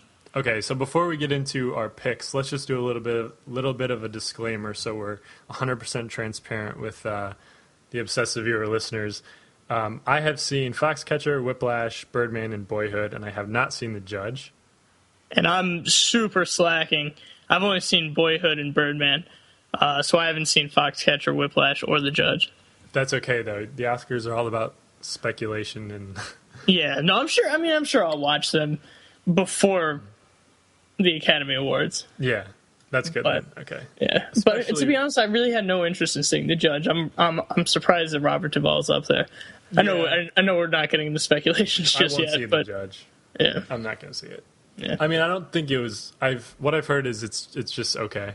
So there are a lot. Was it you who was saying like it seems like the kind of movie that your dad would like? Right. Dad would be like, "Hey, have you seen this movie, The Judge?" The Judge is excellent. Yeah, a great father-son movie. Yeah, it might be, and it looks like a good TV movie, I would say. But yeah, it looks like a Hallmark movie on steroids. On steroids, okay. All right, so let's get into our picks. Let's do our dark horse first, and then we'll reveal our pick for the best one. Let me look through these nominees here. So just to remind you guys, Robert Duvall, Ethan Hawke, Ed Norton, Mark Ruffalo, and J.K. Simmons. So Alex, do you have a dark horse in this category? I think it's a toss-up between Ed Norton and Mark Ruffalo for my dark horse. Ruffalo. Even though I haven't seen Foxcatcher, I've heard. I mean, a couple of my friends who've seen it are like they're blown away by Mark Ruffalo's performance. Although they're not movie people, so well, take it with a grain of salt. Yeah, but Ed Norton was amazing in Birdman, and I think it was kind of even more amazing that it was this like meta performance where he was playing himself almost. Right, yeah. Well, and the thing that Birdman has going for it is we know the movie's a strong contender for Best Picture, so a lot of times that things kind of piggyback off of that. If you know the Academy really loves Birdman, which I know they do, then but I mean Boyhood is also another strong contender. I'll say but I don't think Ethan Hawke played Ethan Hawke in Boyhood. Yeah, like he reminded me of an older version of his character in Reality Bites. Okay, so that's like what I think of when I think of Ethan Hawke. I liked Ethan Hawke in it, but I just think it was like subtle. I guess I liked where his character went in the movie more than. I don't want to say anything bad about his acting because it wasn't, but I think Ed Norton is a stronger pick. I think Ethan Hawke was very good in Boyhood. Yeah. I just think as far as the supporting characters go, I think Patricia Arquette was a stronger character. Oh, yeah, completely. And I think it honestly, it didn't show a lot of range for Ethan Hawke. Mm-hmm. Because when I think of Ethan Hawke, I think of Reality Bites, and that's pretty much what I saw from his performance in Boyhood. Yeah. Like an older, like growing up version of that guy. Okay. So yeah, my dark horse, I think I'm going to go with Mark Ruffalo just because his performance in Foxcatcher was really subtle. Man, I want to say Mark Ruffalo and Ed Norton too, but I'm going to go Mark Ruffalo for my dark horse. And for my main pick, I think this is kind of obvious. He's the front runner, J.K. Simmons in Whiplash. What about you? Yeah, I think, in my opinion, there's no doubt that J.K. Simmons is going to win. Yeah, and this is everyone's been talking about it. He won the Golden Globe, which is usually a good indication. Yeah, if not a shoo-in. It's coming from your perspective of not even having seen the movie, but just having heard the buzz completely surrounding it. It's a lot of times you just know going into it. But yeah, so J.K. Simmons, I think he'll take it away, and I think it's a great choice. If you guys haven't seen Whiplash, I would definitely check it out. So we want to thank Matt and the Obsessive Viewer crew for having us on, and we hope you guys enjoy the Oscars. All right, that's Cinema Rolls Podcast. You can find them at cinemaro.podcast.com. And also, I was a guest on, I think it was episode 14. There are a couple of really fun guys to talk to, and they do some really good podcasting. So check them out. And J.K. Simmons, right? I mean, based on what I've heard, yeah. People won't shut up about it, really. This is probably the biggest slam dunk of the whole show. Yeah. Oh yeah. Like, it was funny because Tiny in the pod chat, Tiny said, how did you phrase it? Like, oh, because you haven't seen Whiplash yet. Right. And you were like, so is J.K. Simmons better than Ed Norton? And Ed Norton was great in Birdman. He really was, but man, J.K. Simmons. Yep. Ah. He's a force. Mm-hmm. Yeah, and I have to say Ethan Hawke was arguably the brightest point of Boyhood for me. I thought he was. I liked him a lot in the movie. I thought he was great, and I loved Edward. I was so happy to see Edward Norton do something good again. Yeah, truly be exceptional again. What's funny about that is he plays an actor who is very He's playing difficult. himself. Yeah, he's very difficult to work with. That's. I was going to bring that up when we talked about the movie. That I'm sorry. Edward Norton and Michael Keaton were kind of playing versions of themselves. Right. Yeah. Mm-hmm. Yeah. All right. Well, moving on. Let's do the big categories. We got 3 left. So stick with us, listeners. We're going with Best Actress in a Leading Role. The nominees are Marion Cotillard, 2 Days and One Night, Rosamund Pike for Gone Girl, Felicity Jones in The Theory of Everything, Reese Witherspoon in Wild, and Julianne Moore for Still Alice.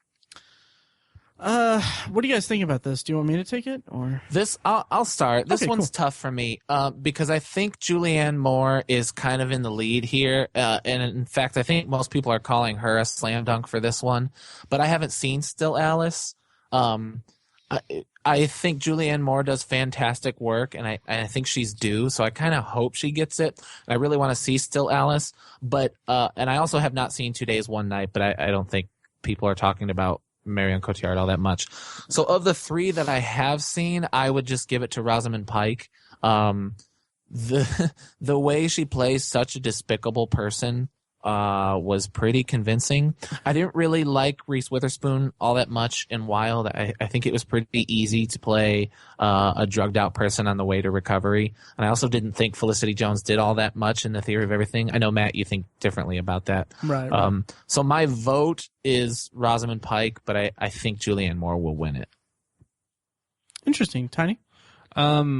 Yeah, I've only seen Felicity Jones and Rosamund Pike. Those are the only 2 I've actually seen. Same here. Of those 2, I have to give it to Rosamund Pike as well. I appreciated Felicity Jones's subtlety in the role.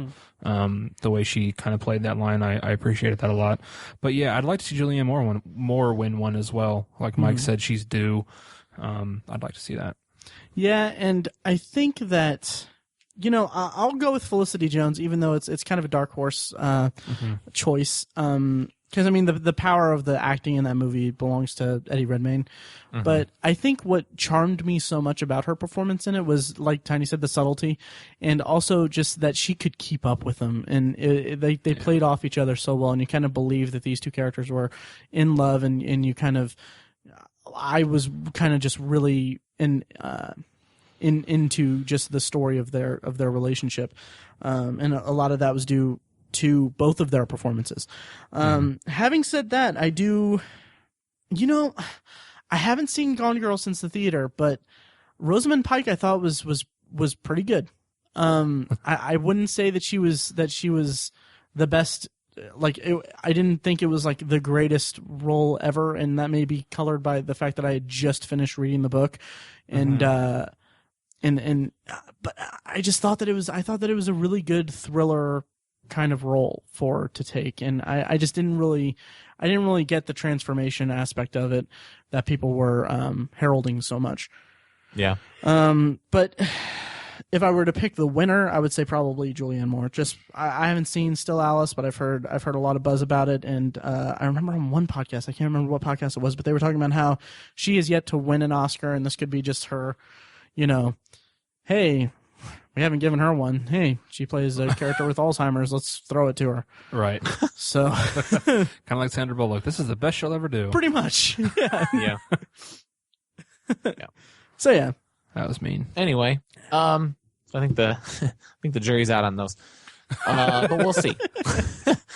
All right, moving on. We got 2 left. We've got Best Actor in a Leading Role: Steve Carell for Foxcatcher, some guy named Michael Keaton for Birdman, Bradley Cooper in American Snooper, Eddie Redmayne for The Theory of Everything, and Benedict Cumberbatch just because his name. I don't know why I didn't take this one seriously. I don't know. You were so uniform through the entire episode. I know. And now we have I was 2 so left. very unlike me throughout the whole podcast. I just had to throw in a little something at the end. 2-man race, right, guys? Yeah. Yeah. Keaton and Redmayne, you mean? Keaton and Redmayne, yep. Can we talk about Bradley Cooper? And we'll Sure. talk about the movie coming up here in a bit, but... Well, he's nominated because he's famous. He's nominated because... Because of David O. Russell. That's why he's nominated. Yeah. Like, this would be his 3rd consecutive nomination, right? I think so. Yeah. Yeah, and I feel like that movie, we'll talk about it in a moment, but his performance was just so lacking in it. Like, they took a character that could have been a very, like, deep character, and the amount of depth to his performance was him reacting to sound effects. Like, that was how I felt about his performance, and it's just, in a category where Jake Gyllenhaal was snubbed. Like, I found Bradley Cooper's performance almost offensive. Yeah. Yeah, totally. I disagree to an extent because I think he actually captured Chris Kyle really well, the real Chris Kyle really well, but I agree. I don't think he should have been nominated over Jake Gyllenhaal by any means. Well, let me just say, there are other problems with American Sniper than his performance. Oh, yeah. Yeah. I don't think he was bad at all. Okay. Yeah. Yeah, I think a lot of the problem people have with American Sniper is that the trailers made it out to look like it was going to be a PTSD movie advertisement, and it really, really, really wasn't. It really should have been. Should have been, yeah, absolutely. And I wonder, I think Bradley Cooper's a great actor, and I think if we would have gotten that movie, we would have seen something different from Bradley Cooper. But I don't mean to say it's not good because he didn't have anything to do, because I also just think he wasn't that great in it. But kind of like you said, I think there's a lot wrong with that. Jake Gyllenhaal, David Oyelowo, either of them were better than Bradley Cooper. In fact, either of them were better than Benedict Cumberbatch, too. I would switch the 2 of them out for Bradley Cooper and Benedict Cumberbatch. I love Benedict Cumberbatch. He was playing Sherlock in The Imitation Game. No. No, he wasn't. You said that so casually. No, your opinion's wrong. So I didn't mean to sound like a dick. Game? I haven't yet. Oh, you haven't? Okay. No. I didn't mean to he sound was like good. I'd go as far as saying he was great, but I don't know. I didn't think he was special. Okay. I thought it was all right. I'll circle back to it and be the tiebreaker for you guys later. But like Mike said, it's really between Keaton and Redmayne. 2-man race. Yeah. Yes. Yeah, 2-man race. I got to go with Keaton. Really? I mean, I know. Interesting. It's either one could win, and I'd be perfectly fine with it. But I don't know. I just I really can't justify it over Eddie Redmayne. I mean, I can talk about how ridiculously amazing the performance was, but I can't say how much better it was than Eddie Redmayne because I don't know that it really was so much better. It's just it could be knee jerk again since I just saw it. And maybe because the movie overall, I think Birdman was overall better than The Theory of Everything. Maybe that has something to do with it as well. I'm throwing my hat to Keaton. With me, it's a tough call. I really, really loved Keaton's performance, and in a movie it felt like a stage production, and that kind of energy is really hard to translate to film, and in part because of Keaton's performance, it translated really well. Obviously, there are other factors to that, but I think he did just a spectacular job. But man, Eddie Redmayne, it was, you talk about transformative performances, and like he just ran the gamut of his performance just really went from the physical degradation of Stephen Hawking's body, and also just the emotion that he put an emotional emphasis in certain like scenes, and he really he had complete control over the character and over the performance that I think that can't be matched in this category. Fair enough. Yep. Yeah, Michael Keaton was awesome, but I think we know he can do that kind of work, and I don't. He reminded people a lot of what he's capable of, but I don't think he blew anybody away with his performance of Birdman. But Eddie Redmayne was transformative. I mean, he was transcendent. It was just really fun to watch him. I think the only trouble for me, and this is kind of tiny what you said, is that Birdman is a better movie, and I would say Birdman is a much better movie. I wouldn't go as far as saying I disliked The Theory of Everything, but I don't think it was great. And so a great performance in a not great movie, it kind of detracts a little bit, but I can't. It doesn't detract enough for me to give my vote to Eddie Redmayne because he was just awesome in it. Okay, sure. We'll talk more about the movie here in a second. Do you want to bring us into Best Picture? Yes, the last one. Yes. This is. I know we said we'd kind of wait a little bit to talk about what we think about the Oscars. But I love talking about Best Picture. I remember in 2006 when the Bears lost the Super Bowl, I was devastated. And so a couple months later, the Oscars came around, and The Departed was my favorite movie of that year. And I remember saying to a few people, it's not going to make the Super Bowl feel better, but I'll feel slightly more at ease if The Departed wins, and it won Best Picture. And I know that's silly, and I know if you're a fan of sports, you probably can't imagine that a movie would make you feel better, but I just love movies so much, and for to be validated by an academy of people who make movies, it was just kind of cool. So I always think there's something special about a Best Picture, and there is. A movie forever is remembered as Best Picture winner, whatever, Shakespeare in Love. so I just love that about Best Picture. You guys have anything to say before I read the nominees? Avatar didn't win Best Picture, did it? No, it did not. Thank God. That's a beautiful thing. Yeah, it was Hurt Locker that year, right? I think so. Yep. Yeah. Yep. Yeah, that's one of the most deserving in recent memory, actually. Yeah, I don't remember what it was running against, but yeah, I liked it. Yeah. Zero Dark 30 on the other hand. Yeah. Which I don't even know if was that even nominated? I don't think it got that many nominations. I don't think so. I think it was nominated for Best Picture, though. Was it? Probably. I can't remember. Yeah.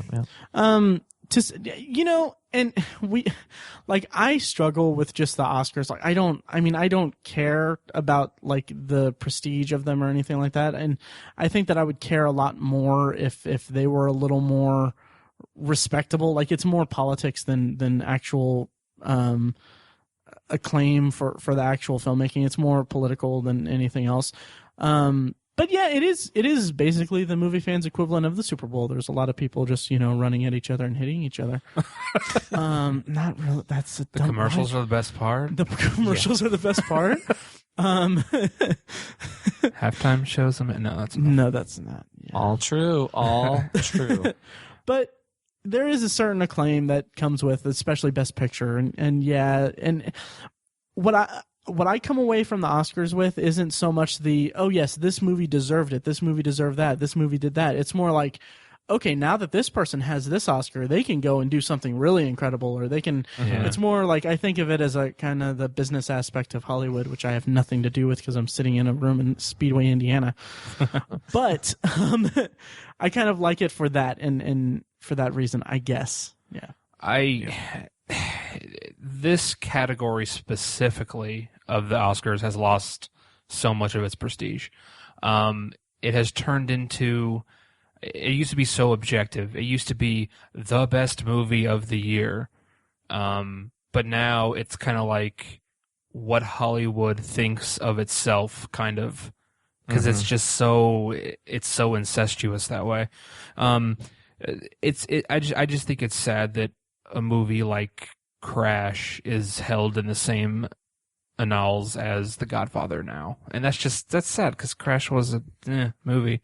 But yeah, I wouldn't even go as far as saying Crash is but it's not Brokeback Mountain, and that's the problem. There you go. Yeah, that too. I would hold Brokeback Mountain in the same prestige as The Godfather, but not Crash. Right. That's what I'm trying to say. Yeah. So that's kind of how I feel about Best Picture. But to what Mike said, it is so much fun to talk about because it's the best movie of the year. It's just, that's why it's saved for last at the Oscars. That's why we're talking about it last. Yeah. And these, and these, like the winner of Best Picture will go on to be like, oh, this is Best Picture winner. I mean, and these are movies that you watch all the time. I mean, yearly. I've watched The Artist. I mean, come on. In theory, it's supposed to be that way. Yeah. I've never seen The Artist. It's pretty good. It's good. You're not missing a whole lot, though. Yeah, it's not a Best Picture. That was a down year for the Oscars. Yeah, definitely. So anyway, the nominees for Best Picture are American Sniper. Speaking of movies that should we go point by point and talk about, or just run through the list and then go point by point? Yeah, let me run through and then we can do point by point. By the way, there can be up to 10 nominees. It's based on how many number one votes it gets. And this year there are 8 nominees. American Sniper, Birdman or The Unexpected Virtue of Ignorance, Boyhood, The Grand Budapest Hotel, The Imitation Game, Selma, The Theory of Everything, and Whiplash. Yeah.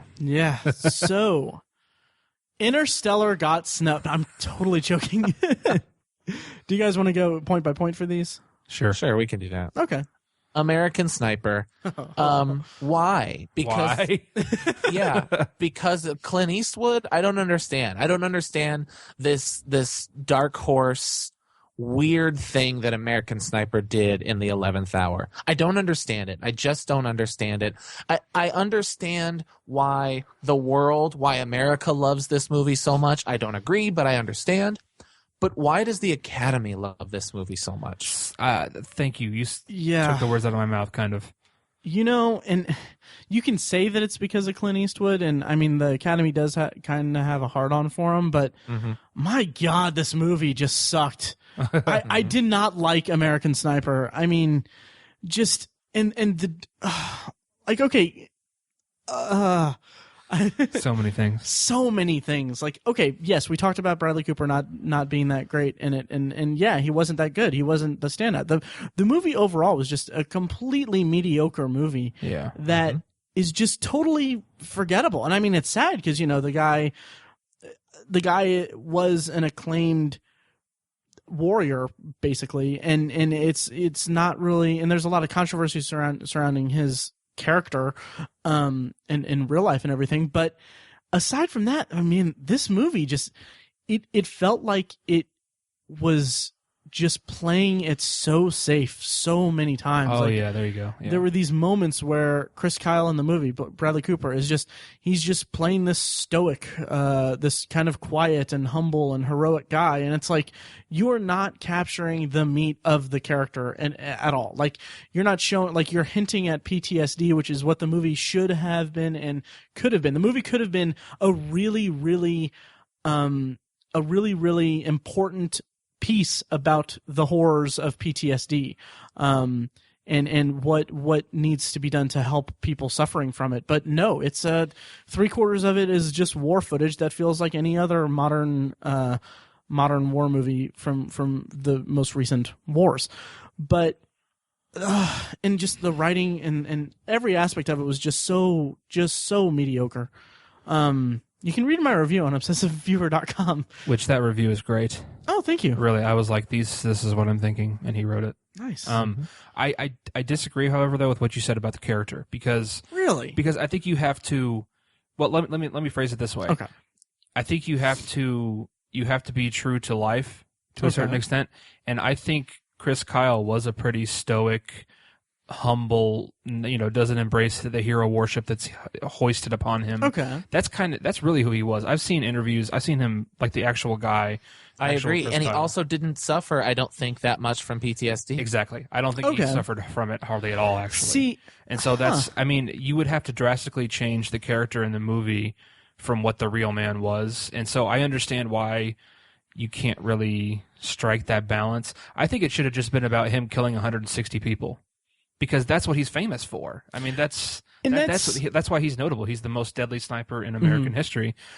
So I think it should have been about him killing 160 people and not about anything else, because that's what's not working. Or him working with veterans. They fabricated a lot of the guilt that he felt. Yeah, I think so too. Yeah. See, and I think they could have focused on that, or him helping veterans. That's what I wanted them to That would have been good too, because that's something he was really passionate about. And they fabricated a lot of the war stuff too, like that whole sniper guy. Yeah, it's just completely fabricated and it's felt like just such a movie trope. And I highly doubt he successfully killed someone from 2,100 yards away. I actually heard that is like his. Is best. that true? Yeah. Jesus. That's so far. But okay. And yeah, sure. Okay. Yeah. He could have been, stoic and humble and all that stuff. But I mean, and I made a point. I made such a strong point not to read or listen to or do anything about like the controversy surrounding him and stuff until I saw the movie and wrote my review independent from that. And I prided myself on that. I probed myself on that. I probed myself pretty hard for it. But having read some of the stuff, some of the stuff just did not sit right with me. Yeah. As him as a person. I don't like the guy. I really don't either. I mean, and that's such just it's such a shitty climate for us to live in, because you can't say anything about the military or anything without people being like, well, you don't care about America, you suck and everything. It's like, okay, well, the guy did say that he killed a bunch of people in New Orleans, and he said that he I don't want to get into it, but like the gas station thing, that just bugged me. Are you guys familiar with that? Yeah, you told us about it. Yeah, I told you guys about it. Yeah, I was just like, really? I don't know. Anyway, so sure, he could have been stoic and very humble and everything, but he also clearly had some kind of something that could have made for a more interesting character in a movie about him. Yeah. But if you're a first-time listener and you loved it, we loved it too. It was awesome. Thanks for checking out the podcast. Clint Eastwood is a god. Unless you didn't like the movie, in which case the movie sucks. Yeah. No, and like I will say this, that reading about who he was as a person and the controversy surrounding him after seeing the movie and everything, that didn't affect my liking of the movie or disliking of the movie. I still came away from it thinking that it was a perfectly mediocre movie. Yeah. I just felt like there's just so much more that could have been done with it as a piece about PTSD. Having said that, what's next? Agreed. The next movie to talk about is The Imitation Game. Take it away, guys. I didn't see this one. I thought the movie was really, really pretty good. I saw it kind of late in the game, so I had all of these others in mind. In fact, I think The Imitation Game was the last movie I saw. And so already it was like, okay, I have to choose between Whiplash, Boyhood, and Birdman. And those three kept circling around in my mind. So The Imitation Game was pretty good. Where a lot of these other movies were kind of like performance pieces, and well, not really. I don't know why I said that. I guess I'm thinking about the best actors. I liked the story of The Imitation Game, but for me, it was just a pretty fine movie. Agreed. It really lacked focus, in my opinion. It should have been either two separate movies or strike a better balance. It was like part biopic, part period piece, and they did not mesh them together well at all. Right. It just lacked focus in that respect, but still good. And I thought Benedict Cumberbatch was great. Bias, I love him. Yeah. And Chris Kyle's wife was just so. No, I'll have to check out Imitation Game and give you guys my thoughts on it in a potpourri section in an upcoming episode. For sure. Next movie, Birdman, or The Unexpected Virtue of Ignorance. And I'll start here.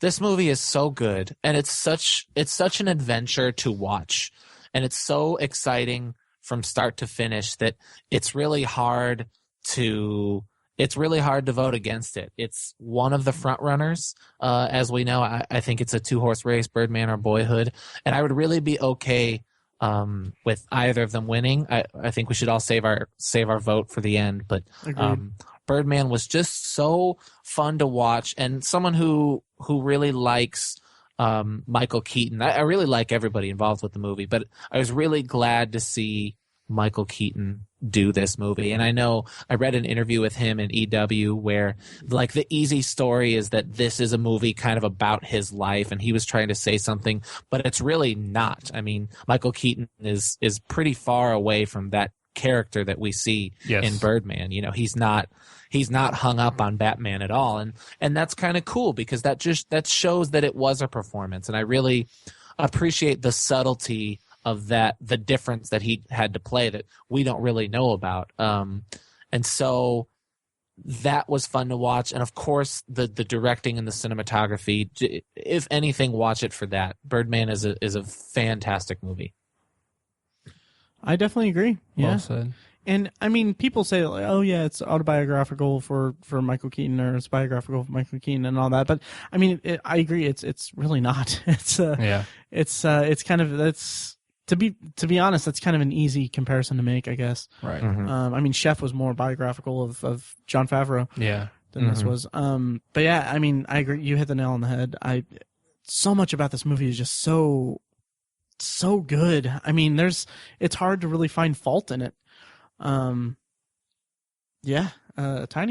Yeah. You have never seen a movie like Birdman before. Right. No one has, because it's never been done. It's just so unique and original, and I think that's something that's really missing in a lot of new movies that come out is originality. And the performances are all just spot on. I think Zach Galifianakis' character could have used a little more, just a couple more scenes, but I didn't really care that he didn't get developed as well as the other characters because he just wasn't as important.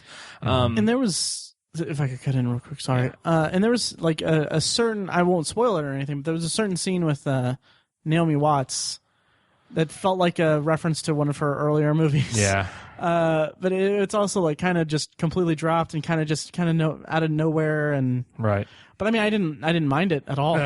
but it was still kind of like there were some elements to the movie that weren't fully formed, I guess. Yes. Yeah. But it didn't take away from the main focus. Right. And, everyone's talking, like Mike said, everyone's talking about Michael Keaton and how it's autobiographical, but it's not. It's just that there are certain. I mean, Keaton has said that it's not. Right. There are certain aspects of the character and Michael Keaton's career that are very similar. Yeah, like Riggin, he's in a really dark spot, and I mean, Michael Keaton did post-grad. I mean, he's doing okay. So the movie is just remarkable. Like I said, you've never seen anything like it. So glad to see Edward Norton doing something good again. Me too. It's been a long time since he's been truly good. Yeah. Pardon me for being road, but if you love movies, you need to see Birdman. Yeah. True. If you love performance. Yeah. Really. And production. Like, I mean, if you're a nerd for anything like that, yeah, it's awe-inspiring in its filmic. The camera quality. work was tremendous. Mhm. Some of it was a bit. It took me out of the movie just a little bit. Really? For example, like kind of the really, really close-ups they did, kind of like stoic or static close-ups of people. Even like there's a few scenes where Edward Norton and Emma Stone are having a conversation on the balcony of the theater, and at one point it just closes in really tight on their faces, and it's just kind of like, whoa, hang on, back up. It's just, I don't know. I agree with you. It's on not that one. it's not bad. I'm not knocking it for it. It was just sort of a strange element to me. It kind of took me out a little bit. Yeah. But again, like Matt said, they filmed this thing in an actual theater. Yeah. These weren't sets, which people don't realize how much room you really need to Right. film a scene, and having 2 actors and a whole crew packed onto a balcony of a theater. I'm sure it got really tight in there, Yeah. as well as all the corridors and whatnot. Huh. So it's really impressive what they were able to capture. And that didn't really register with me. That'll be interesting to go back and see it again, which, I mean, my God, this is going to be a movie I see several times over. Yeah. Absolutely.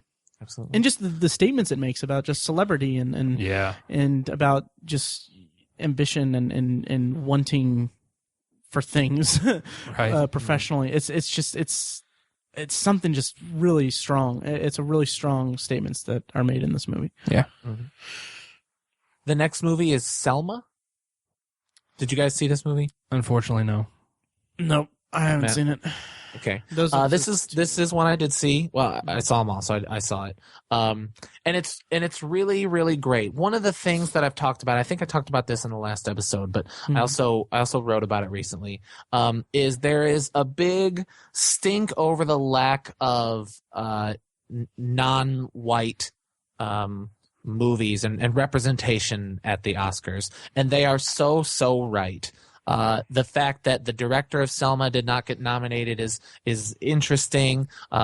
David Oleweo did not get nominated. That's interesting. I'm trying to find a safe word to use here. And that Selma got nominated is interesting as well. I don't think Selma is a Best Picture. I don't think it necessarily needed to be nominated. And my point with the whole thing, the whole stink, is that yes, it is true there is a lack of non-white people being recognized at the Oscars, but that's not the Academy's problem. The Academy is nominating for the most part. I know we've kind of taken a crap on Academy Awards a little bit, the Oscars, but for the most part, they are nominating the best movies. They are recognizing the best work. The problem is Hollywood's. Hollywood is not giving brilliant work to women. It's not giving brilliant work to black people. It is not giving brilliant work to more people like Inarritu. And so that is the problem. So not that the Academy Awards and the Academy is without any blame, but I think the problem is Hollywood's. Back to Selma. What I loved about Selma are there are scenes early on in the movie where Dr. King comes into a room and kind of talks about his plan with what he wants to do with Selma, and it's almost kind of like a war scene, and it's cool to juxtapose that the preparation for a war for something so peaceful that they're trying to do. Those shots were filmed really well.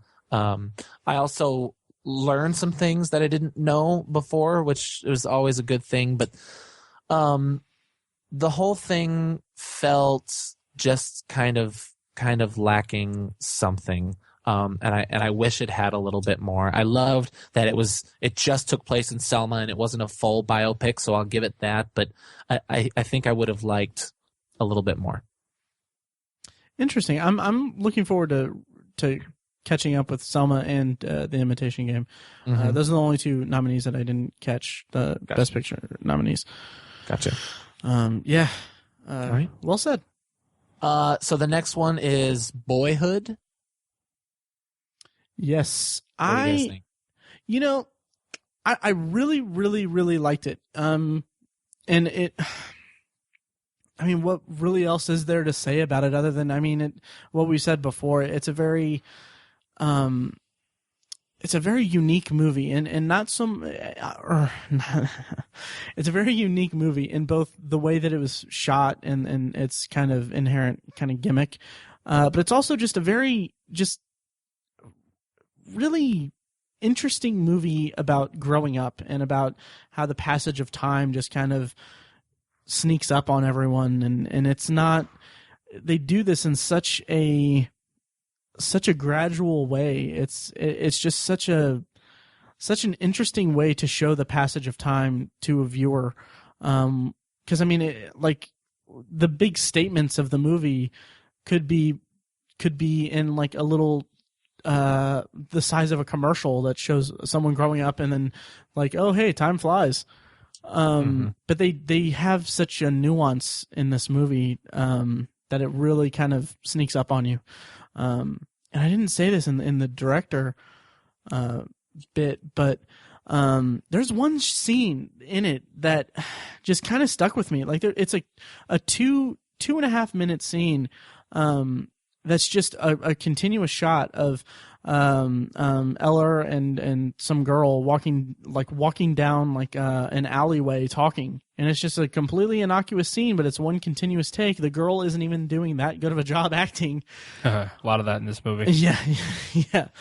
But it just, something about it just stuck with me because it just felt like you're seeing them be kind of real. I mean, just being like, at this point, I think he's like 14, 15 or something like that. And it's just like, it just feels so genuine to me, despite the girl's acting. A lot of the movie just resonated with me as someone who, you know, I don't know how to phrase it. I mean, maybe it's part of just, you know, being at my age. I'm 28 years old, and I'm kind of like thinking like, oh yeah, you know, I used to be a kid. Maybe it's playing on kind of a nostalgia for me, but I really enjoyed the movie. And yeah. You guys talk now. I really wasn't crazy about the movie. I think it deserves this nomination because of the project itself and how ambitious it was. And it's, I think even the fact that I don't like it that much and I don't think it was that great of a movie, the fact that it was made will be pointed to in the future. Like, oh, this dude took 12 years to make a movie. It's pretty cool. But one of the conclusions I came to as I was watching it is I think this is such a weird thing to say, but I think the movie is too universal. Literally every single person that sits down and watches the movie can relate to it because every single person that sits down and watches the movie grew up. You know what I mean? Like, sure. Like it's just too universal. Like, I don't know. I mean, not everyone had to overcome problems the way that the character did. Not everyone had divorced parents. All that stuff. I mean, there is adversity there, but I don't know. I mean, and one point I'll make is if you make the same movie but use a different actor to portray the kid and film it over 3 months, not a good movie at all. It's very gimmicky to me. The gimmick is that they filmed one scene every year for 12 years. That's mind blowing to me. It's just gimmicky to me. Okay, fair, to each their own. Yeah. But I think you're really not giving it enough credit in terms of its depiction of being about a kids raised by, you know, struggling, you know, single parents or a split family dynamic like that. Mike, rebuttal, Mike. I adore this movie so much. I think the debate people have with Boyhood is kind of to what you were saying, Tiny. Is a movie where not a whole lot happens, and the biggest drama of it is the passage of time. Is that enough, or is it too little? Can you enjoy a movie where not that much happens? And for me, gosh, I enjoyed the hell out of it. Tony, I see what you're saying about how it's almost too universal, but I don't see that as a fault. I think that there's a reason that Eller Coltrane was not nominated for Best Actor. I think he gets worse as time goes on. Yeah, I thought he got kind of better, but I mean, teach their. Oh man, he's just he kind of quits acting toward the end of the movie, and he's reciting lines by the end of the movie. I think if your problem is that it's too real, it's too existential, then that's your best ammo. That's your best evidence is him kind of at the end of the movie. But if you buy in early on, if you like who this character is and you like that the way he deals with life is to kind of shut himself in, and he's very contemplative, and he's very I use the word existential, and that's what kind of boy he is. It's really awesome that they decided on that character so early on, and kind of used real things about these characters, and also split those with the Richard Linklater's vision to make these characters that, to me, while, like I said, not a whole lot happens, are so interesting to watch. It was a fast 2 hours and 40 minutes for me, and it's definitely a movie that I'll watch again. It's the movie out of all of these that I felt the most watching. Interesting. Yeah, I mean, and to say, like, I'm not saying that Eller Coltrane is like the next Daniel Day-Lewis by any means or anything like that. He's deservedly not nominated, but I think that his performance, like, yeah, sure, maybe he did just kind of quit acting, but like you said, Mike, the character is just a very contemplative, existential person, and he's very kind of quiet and introverted. I think that just resonated with me because I remember that from being a teenager. I can see that. Yeah. Thanks. But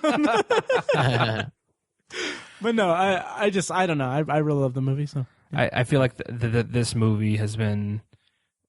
I feel like this story has been told before. A kid growing up and dealing with adversity and coming of age and all those things. That's been told before, and it's been told before with so much more efficacy in other movies. I don't know. I just didn't really feel it in this, and I thought it was other movies that have told this story were so much more profound than this, in my opinion.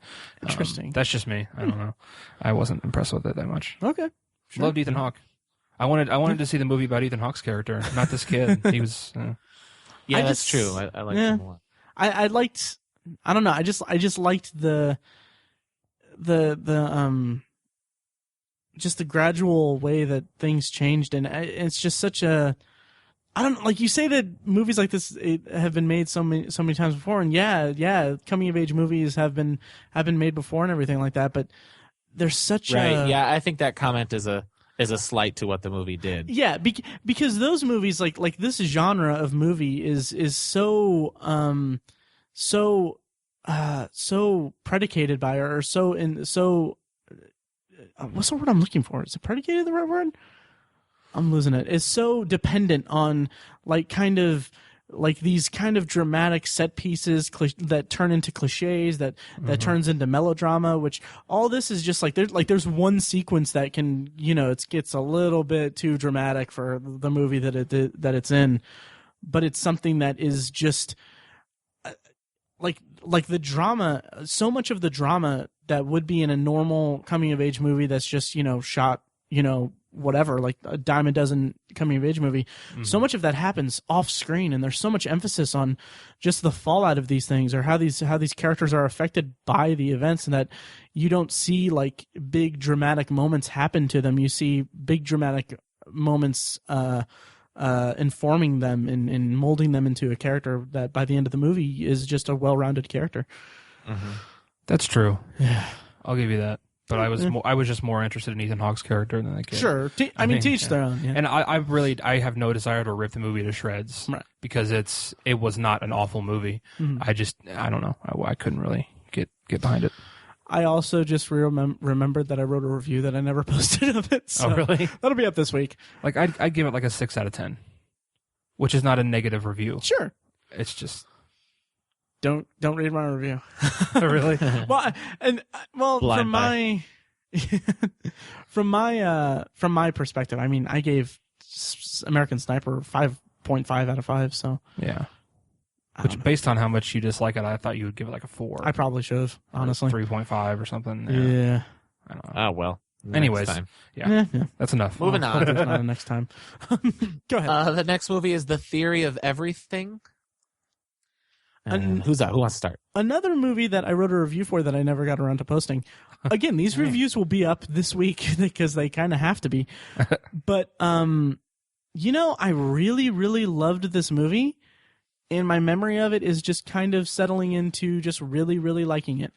I think the story that was told was just really well done in the subtlety of the performances. And it's kind of echoing what I said somewhat about Boyhood. This movie kind of veers away from melodrama and the kind of big dramatic beats that a standard biopic would take in favor of building these characters and their relationship in such a really, really well done way, in my opinion. I mean, you see their relationship takes certain turns that is communicated to the audience in just like very, very small moments, like a gaze from Felicity Jones to Eddie Redmayne, that speaks volumes in the movie. And it tells you so much more about their relationship than risking the movie going into heavy-handed drama, which isn't really what the movie was going for. And I love the humor of it too. It was just delightful to see Eddie Redmayne be so funny and so down to earth as Stephen Hawking. It really painted just a really nice portrayal. Yeah. Amidst the struggles. Now you guys talk. When you reviewed this movie for your top 10, you rated it pretty high, didn't you? I did. I don't remember where I listed it, but I think And I don't know if we gave you a hard time for it, but I remember thinking this feels knee jerk because this movie is not as great as he is saying it is. In the pod chat, I'll let him talk about it. Yeah, in the pod chat, we definitely had some of that. I'm gonna let you finish. I'm gonna let you finish. Yeah, but Captain America should have won movie of the year. No, the Theory of Everything is on this list probably the most forgettable of all the movies. And forgettable, and I mean that. American Sniper, I will remember because it's a why the hell is this movie so popular? Right. But The Theory of Everything, I will forget very quickly. Sure. Yeah, and by all rights, there should be a biopic about Stephen Hawking. He's one of the smartest humans to probably ever live, smartest man in the 20th century, arguably.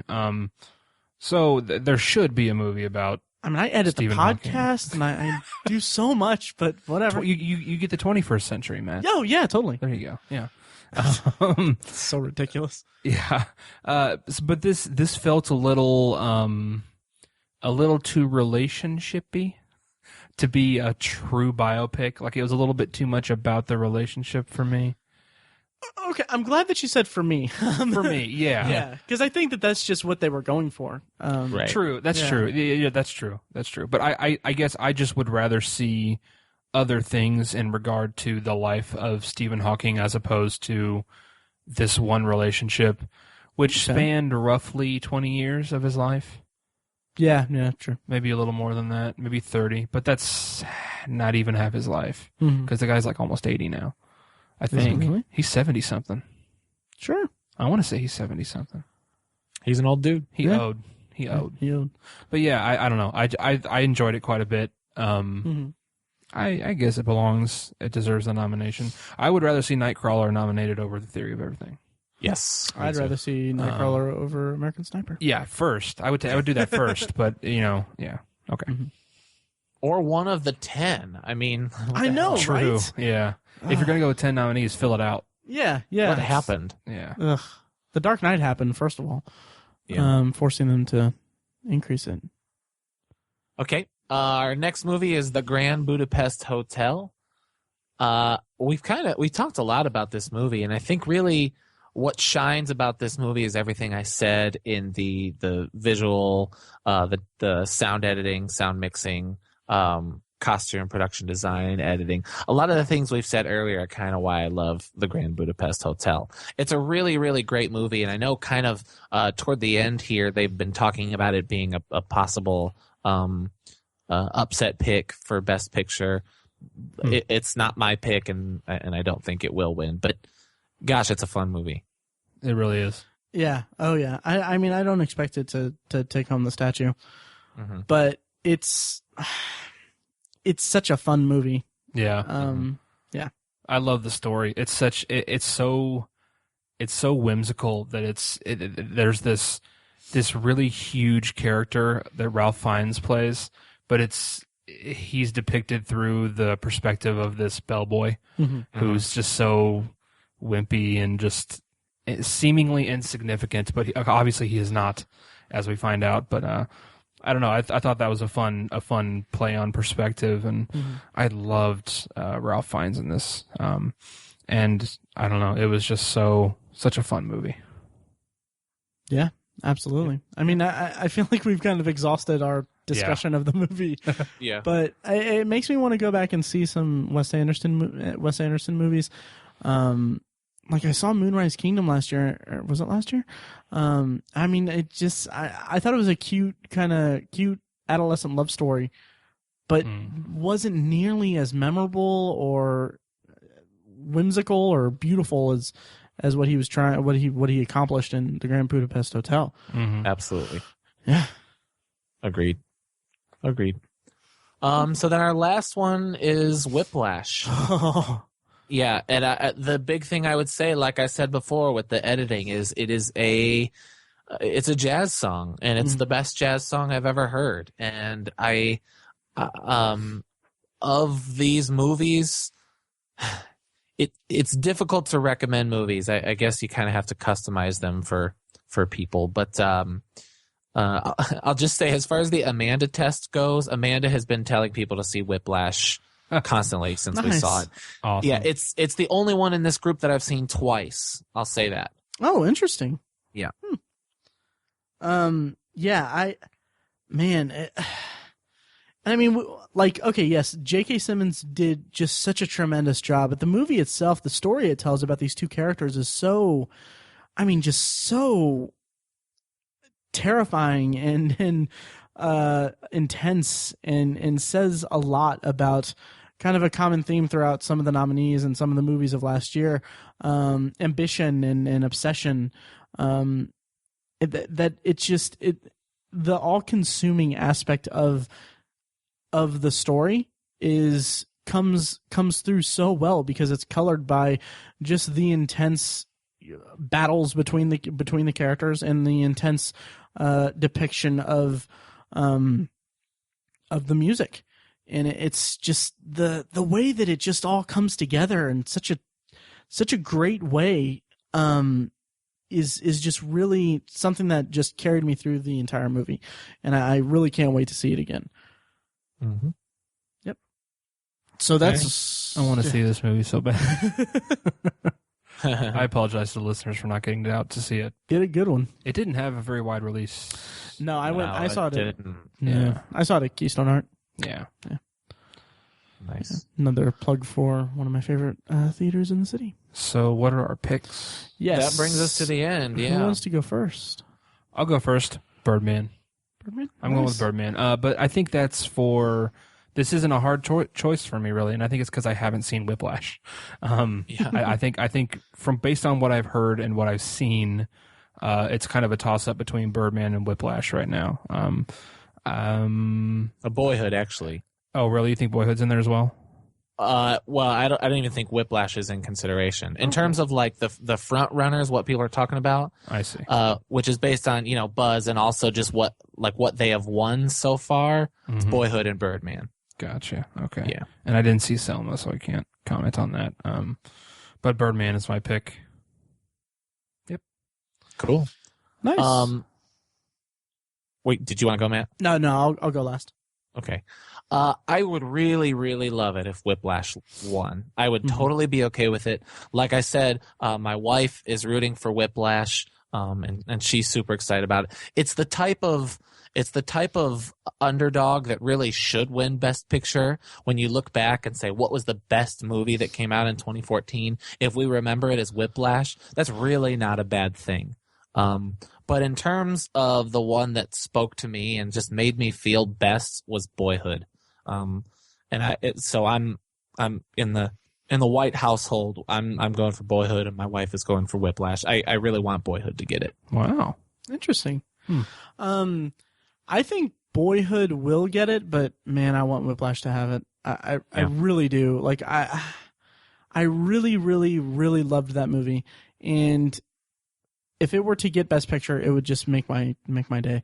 Or Birdman too. I think that would be a really good pick for Best Picture. For Bird Picture. For Bird Picture. But something just really quickly, just kind of a tangent. Going back to what I said about Boyhood, about it being like kind of resonating with me as someone who's like, okay, yeah, I'm kind of in my late 20s and it makes me kind of nostalgic for growing up and stuff.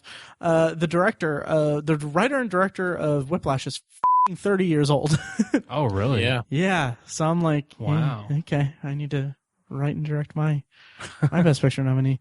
No, but that just makes it an even more interesting feat. I guess. Yeah. But yeah, Whiplash. Yeah. Whiplash is my want for Best Picture. So there we go. Yeah. We've got 3 dissenting votes. That's good. That's awesome. Yeah. Very cool. Very nice. Yeah. Watch American Sniper get it. Oh my God, dude. I'd be so mad. I would too. Did you guys see that parody trailer that was American Cupid? Yes.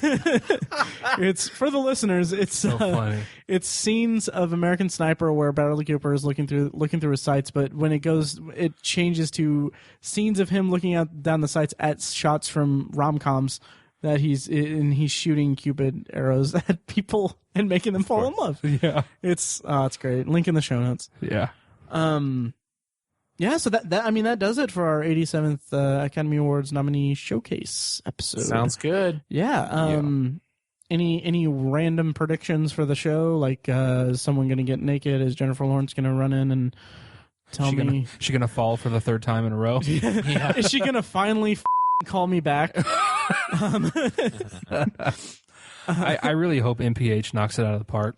I forgot that he's hosting. Yeah, and he will. He will. I think the only thing that will bring down the actual show is the writers and producers, because he's proven time and again that he's a great host. Oh yeah, yeah. So I think so hopefully he's good. Yeah, I'm really excited for it. Hopefully they let him shine. I'll put it that way. Yeah, definitely. Yeah, I got nothing. I agree. Yeah. Okay. So just kind of wrapping up, just want to thank everyone for listening, obviously. And also thank you to all the awesome podcasts that contributed their clips and everything. You can find links to all the shows in our show notes, and please check them out. They're all endorsed by me and by us. That's a weird thing to say, but yeah, just thank you so much, guys, and it was a blast, and go Oscars, I guess. Sort of. Yeah. Go Oscar drinking game. I don't know. Yeah. So all right. That's it. All right. Well, thanks for listening, guys. We're throwing. Thank you for listening. Yeah. Throw it to the pre-recorded outros. I keep saying that. All right. Thanks. Thanks, guys. Yep.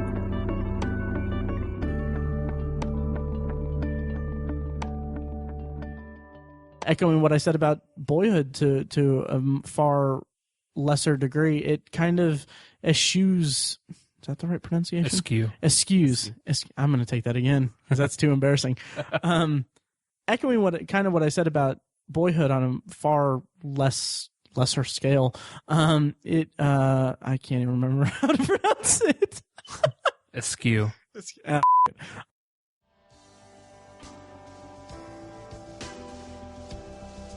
As always, thank you for listening to the Obsessive Viewer podcast. Thank you to Loudlike for providing our awesome opening theme music. Their first EP is called Mistakes We Must Make and features our theme song and a clips of events. Please head over to iTunes and download their album. While you're there, make sure to give us a rate and a review. It helps us climb the podcast charts, and we really appreciate feedback. Speaking of feedback, please like our Facebook page at facebook.com/theobsessiveviewer and follow each of us on Twitter.